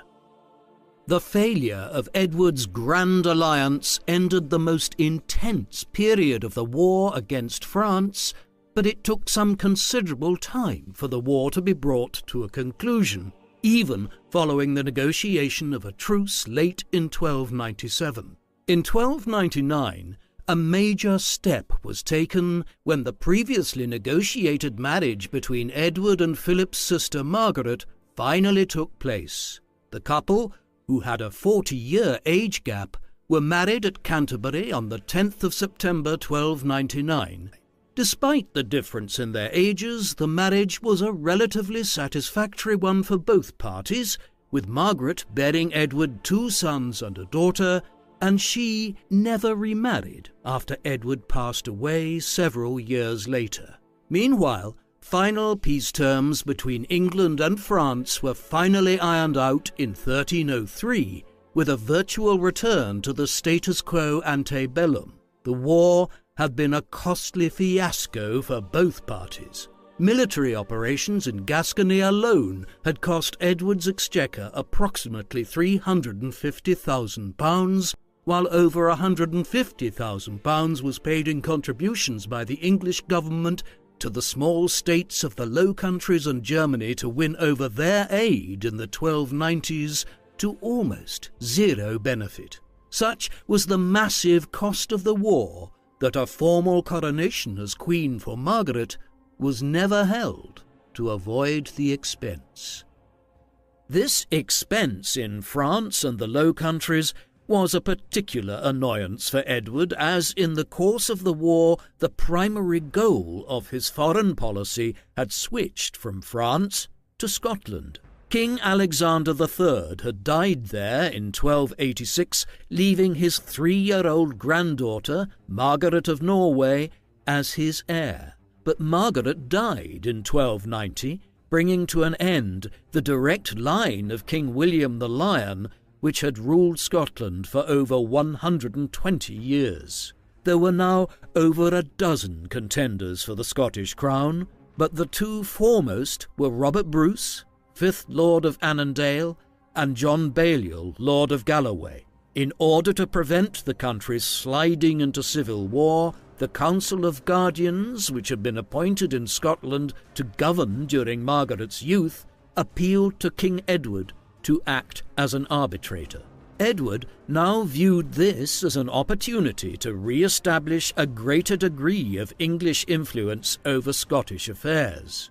As with Wales, Edward viewed Scotland as a subordinate part of the Kingdom of England, one which England had exercised a significant amount of influence over since the late 11th century, when William the Conqueror and his successor William II had established a degree of Norman control over the northern kingdom. While this had lagged in the course of the century prior to his accession, Edward viewed the succession crisis as a good opportunity to reassert English royal power in Scotland. Accordingly, after he supported the candidacy of John Balliol, who became King John I in 1292, Edward made it clear that he now considered Balliol a vassal who was expected to pay homage to him, and Scotland as a quasi-subject kingdom.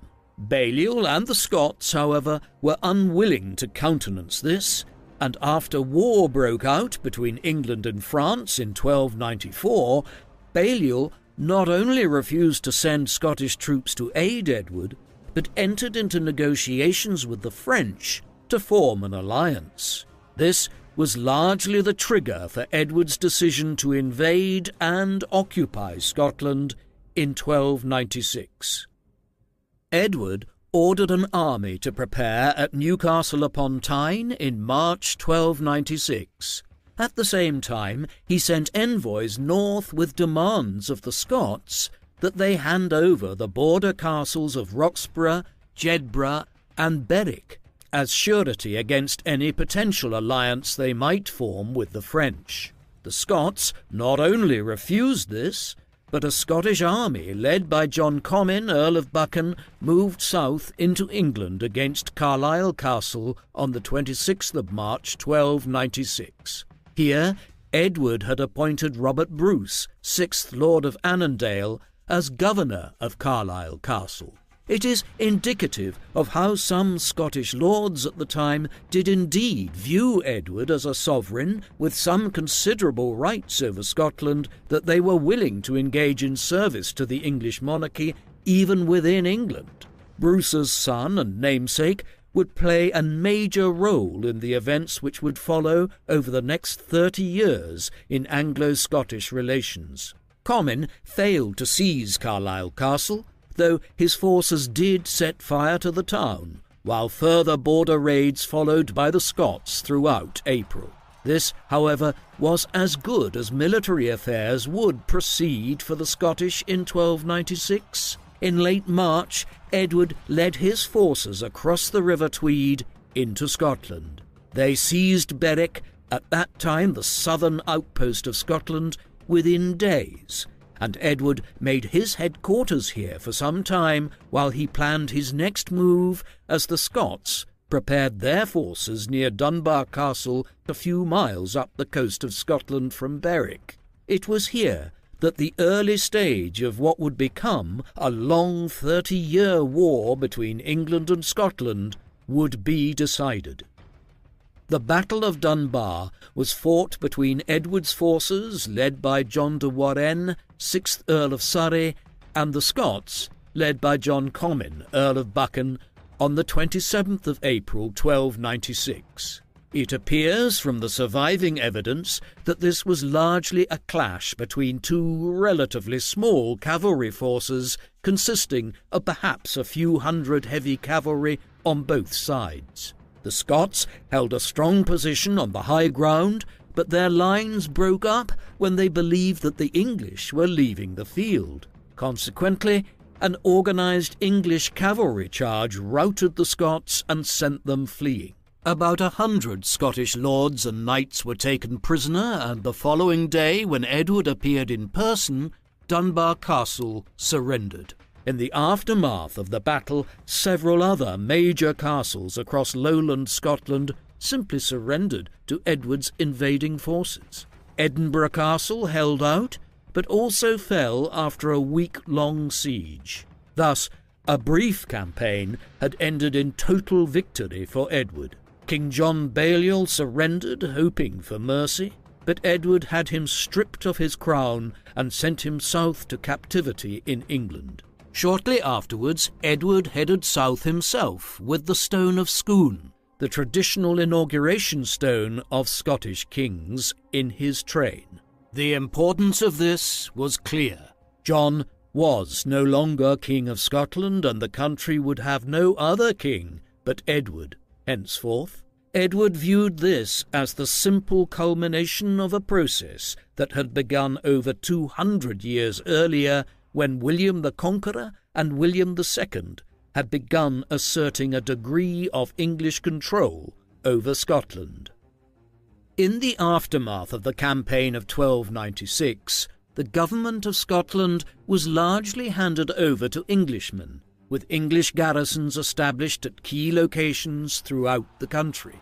However, the victory had ultimately been far too easily won, and the back had never really been broken on Scottish resistance. Moreover, as Edward became once again preoccupied with events in France, the opportunity was quickly presented in 1297 for a revolt. This was led by three individuals: Robert Bruce, who would many years later become a king of Scotland himself, was the grandson of Robert Bruce, who had been a contender to the throne back in the early 1290s before Balliol was made king. A second rebel leader was Andrew de Moray, a prominent esquire from northeastern Scotland. The third, and certainly the most famous, was Sir William Wallace. Despite latter depictions of him as a romantic rebel of the commons, Wallace was a member of the lesser nobility of Scotland. Acting independently of each other to begin with, the trio managed to incite popular revolts against English rule across the country, which culminated in a first major victory over English arms at the Battle of Stirling Bridge in September 1297. Moray was fatally wounded at Stirling Bridge, and Wallace was consequently chosen in its aftermath as Guardian of Scotland, a regent of sorts elected by the Scottish nobles in the absence of a Scottish monarch. For the time being, Edward was in no position to retaliate.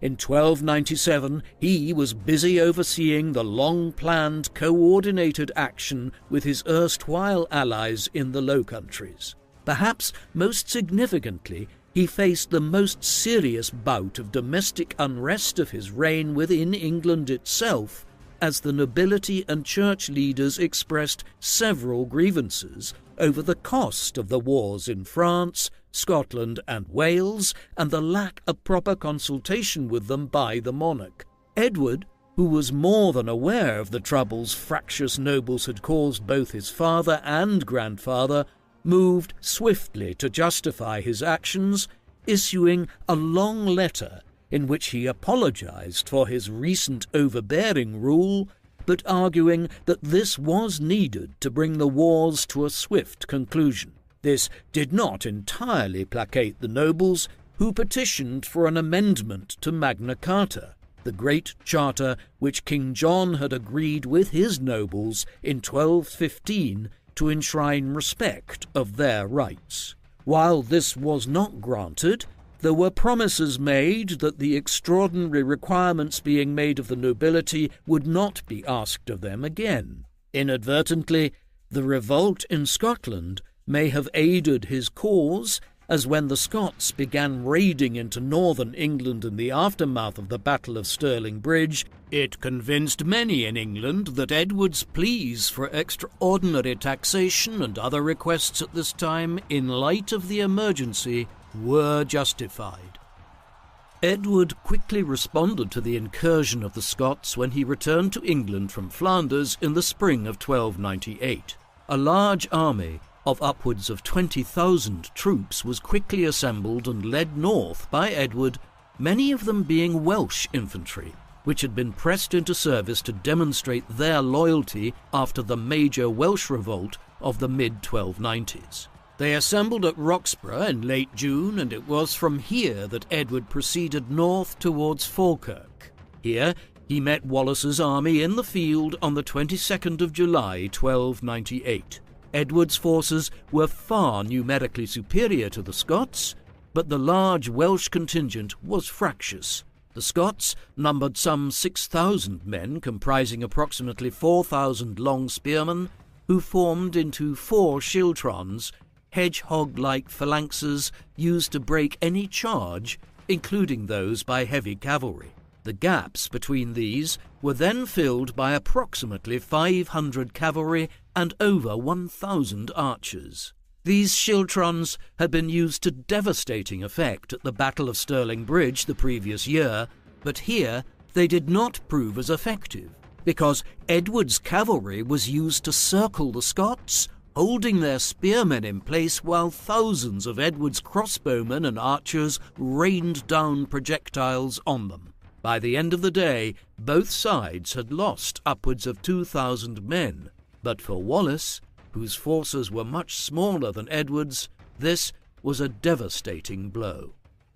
Despite his triumph at Falkirk, Edward was unable to capitalise and re-secure control over all of Scotland in the months that followed, restricting his hold to the castles of the border region and southern Scotland.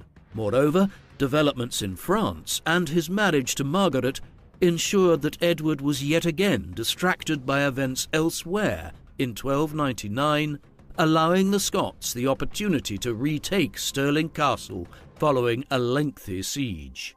With the war in France all but over from late 1299 onwards, Edward was able to focus more on Scotland from 1300, but despite annual campaigns into the country, his cause was hampered by Wallace and the other Scottish leaders being unwilling to risk another major defeat, such as had occurred at Falkirk. As a result, Edward was fighting an enemy in the early 1300s that proved unwilling to meet him directly on the field of battle. But victory could be won by duplicity and diplomacy too.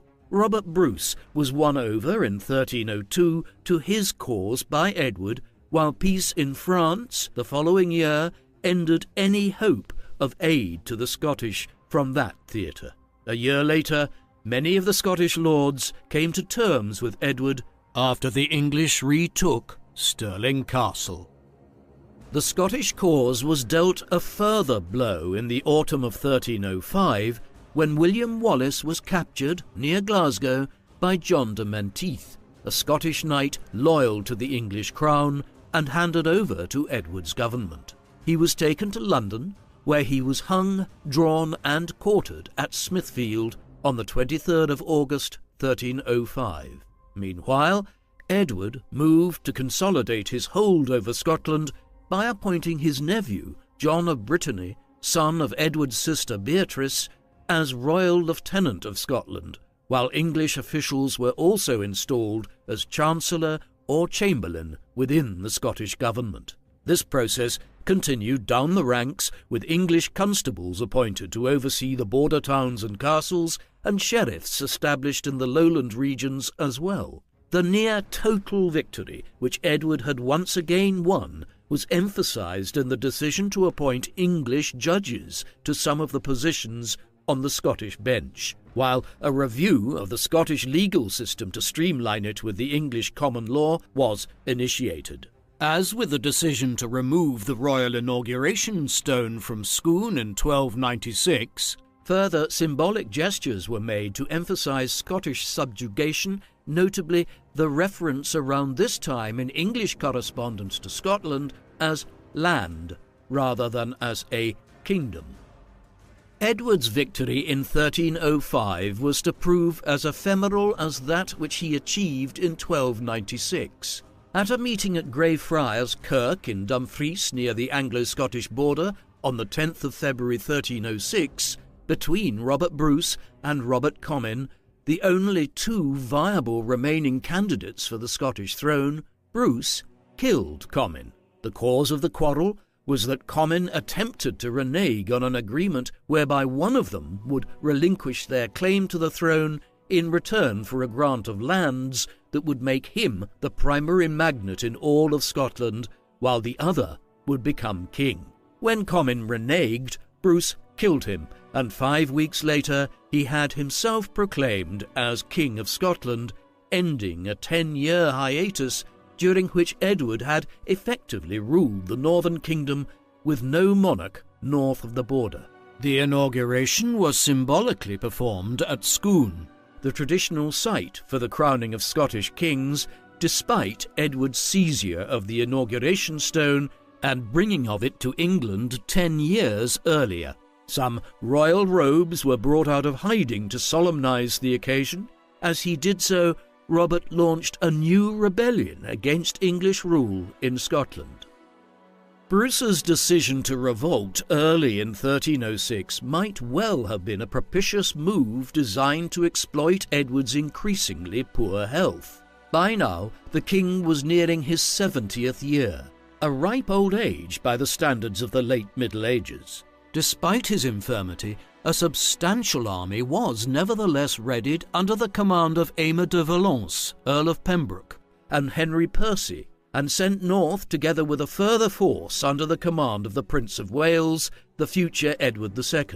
In the meantime, Edward became incredibly vindictive following this latest setback in a war he had been trying to win for 10 years, and was determined to demonstrate that he considered this to be a treasonous rebellion by his own subjects, rather than actions occurring in an independent kingdom.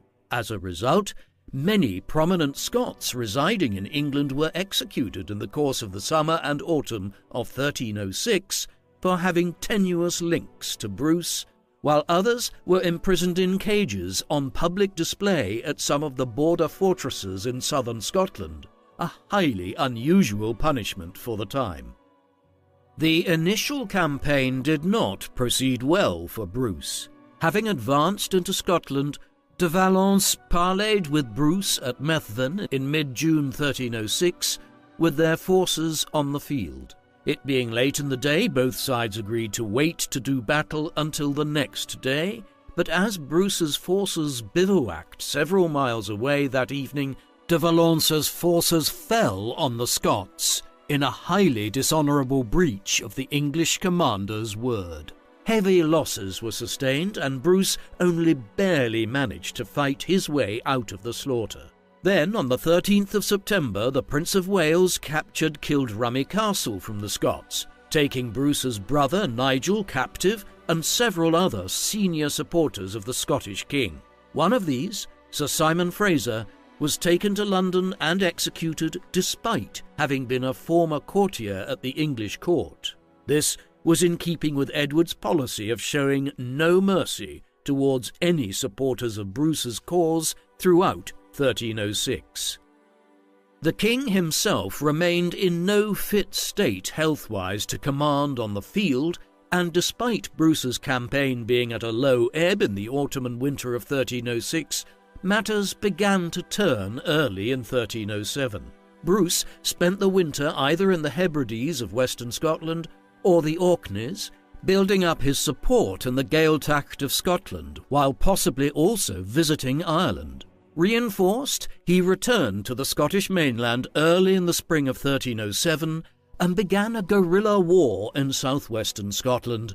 Ominous signs that Edward would not be able to reverse the situation again in Scotland were seen in April 1307, when Bruce first won a small victory over de Valence's men at the Battle of Glentrool, and then a much more decisive win at the Battle of Loudon Hill in Ayrshire.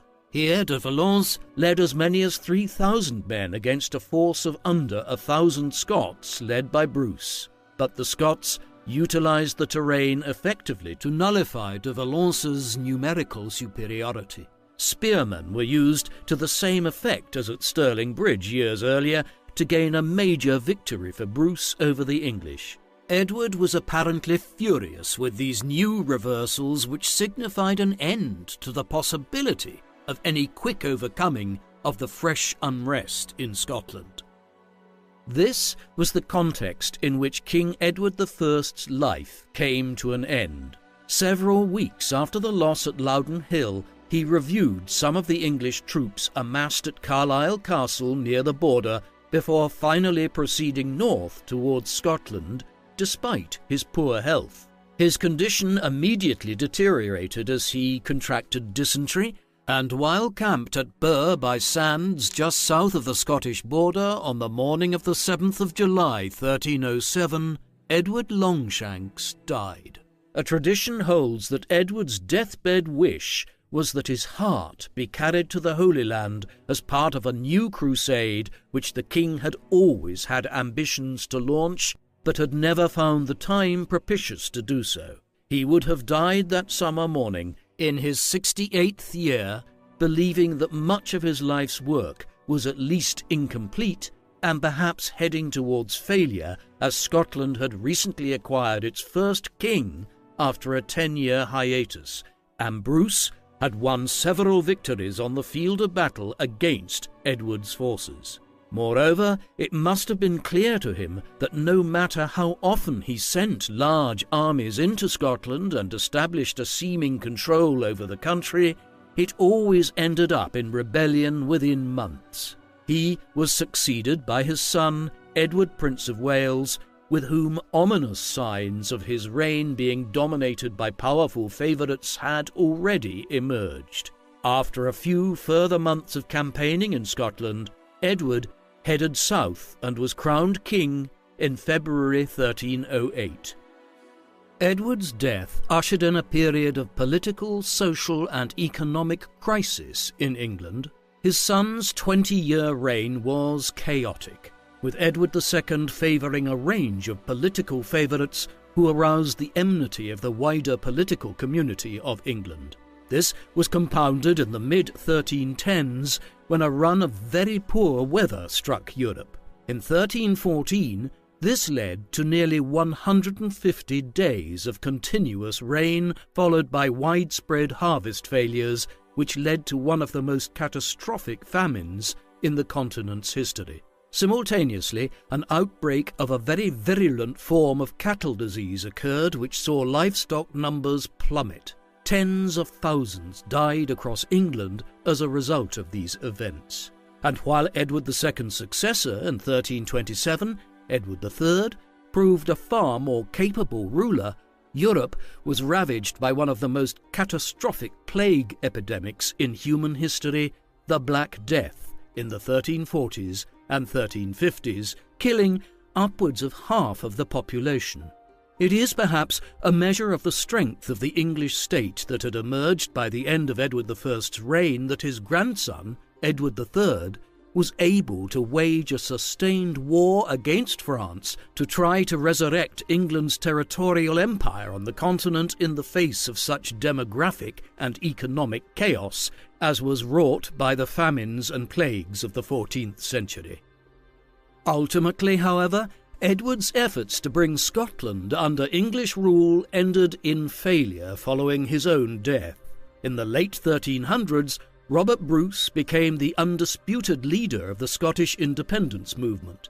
As his forces grew, he placed ever greater pressure on the English presence in Scotland after victory at the Battle of Loudon Hill in the closing weeks of Edward's reign. Another battle was won at the Brander Pass in 1308 before expelling the English from Edinburgh. However, the ultimate conflict did not occur until 1314, when the Scots won a striking victory over Edward II's forces at the Battle of Bannockburn. A year later, Bruce's brother Edward invaded the north of Ireland, beginning a 3-year campaign designed to weaken England's resolve to remain in Scotland by opening a second front across the Irish Sea. Still, the war waged on, and in 1320 the Scottish nobility issued the Declaration of Arbroath, affirming their independence from England, a position which was given papal approval in 1324. Even so, it was not until a further major victory on the field of battle in 1327, at the Battle of Stanhope Park, that the war which Edward I had started over 30 years earlier was finally brought to an end with the Treaty of Edinburgh-Northampton in 1328, whereby England finally acknowledged Scottish independence and Robert Bruce as King of Scotland. King Edward's body was embalmed after his death in Scotland and brought south. It lay in state at Waltham Abbey for some time before he was finally buried in Westminster Abbey on the 27th of October 1308, nearly 4 months after his death. His tomb was fashioned in a plain manner from Purbeck limestone, a stone mined from the island of Purbeck in Dorset. This was not ornate, and there was no royal effigy added to the tomb. Incredibly, this austerity may have been owing to a lack of funds for a more sumptuous burial. Despite all the fiscal and administrative reforms of his reign, Edward's wars had been so costly that he had left England largely bankrupt. In 1774, the Royal Society of Antiquaries of London had the tomb opened, discovering that Edward's body was well preserved over 4.5 centuries later. An inscription was found on the tomb, badly faded by then, which had been added by the last abbot of Westminster, John Feckenham, in the mid-16th century. Part of it read Malleus Scotorum, which means the hammer of the Scots. Edward has subsequently come to be known by this title in recognition of the manner in which the war in Scotland came to define his reign, for good or for bad, and despite the ultimate failure of the endeavour. Edward I was one of medieval England's most significant monarchs, of that there can be no doubt.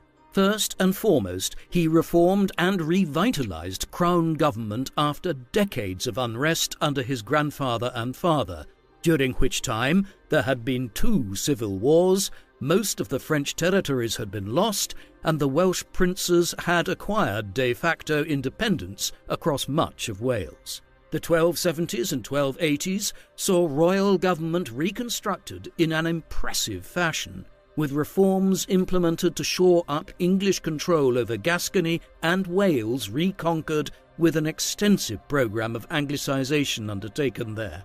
Edward did not complete the conquest of Wales, but he contributed more than any other monarch to doing so. While many Welsh people would not view this as an achievement, if it is viewed purely from the perspective of a centralising state of the High Middle Ages, it constituted a considerable accomplishment of Edward's reign, one which forced the Welsh lords to once again pay homage to the English crown, and which furthered a process that had been initiated in Wales during the Norman conquest of the mid-11th century. At home, although he was not really an administrator himself, Edward appointed a number of capable individuals to senior ministerial positions, and these oversaw a programme of reform which reformed English land law, the collection of taxes, and various other measures which strengthened the English fiscal and administrative state and made it capable of waging the wars of the second half of Edward's reign. However, the problems of Edward's reign began to mount in the 1290s. From 1292, when he supported John Balliol's claim to the Scottish throne as a subject monarch, he was increasingly determined to bring Scotland under English rule. As with Wales, this must be viewed from the perspective of the late 13th century. Edward did not overtly perceive of himself as conquering a foreign nation. Rather, it was his view that he was reasserting a form of English rule in Scotland that had first been instituted under William the Conqueror and William II. Although it had lapsed in the intervening period to a considerable extent, he viewed the opportunity presented by the succession crisis there in 1290 as one through which he could force the Scottish lords to once again pay homage to him as their liege lord. However, matters became more complicated in 1294, when he became embroiled in a war with France, which presaged the 100 Years' War initiated under his grandson 40 years later. Edward's fleeting efforts in this respect proved enormously costly and yielded zero benefits to either him or the French. But it was in Scotland that things really turned sour. Edward must surely have felt like he had achieved a tremendous success in 1296 when he defeated the Scots and effectively subsumed Scotland into England, leaving the Northern Kingdom without its own king for the next 10 years, even one who had been selected by Edward to effectively act as a vassal like John Balliol was in 1292. But success in the north was always ephemeral. In 1297, Under figures like Wallace and de Mornay, the Scots rose successfully. Edward twice more seemed to have reduced them in 1298 and 1305, but on both occasions no sooner had he returned to England and the dust settled than a fresh revolt arose. The final one, by Robert Bruce, in early 1306, who made himself King of Scotland after a 10-year interregnum, was never fully subdued and eventually resulted in Scottish independence being reacquired many years later. What do you think of King Edward I? Was he one of England's most contradictory kings? One who created a powerful centralised English state, but one who also tarnished his legacy through his actions in Scotland and by his expulsion of the country's Jewish community? Please let us know in the comment section, and in the meantime, thank you very much for watching.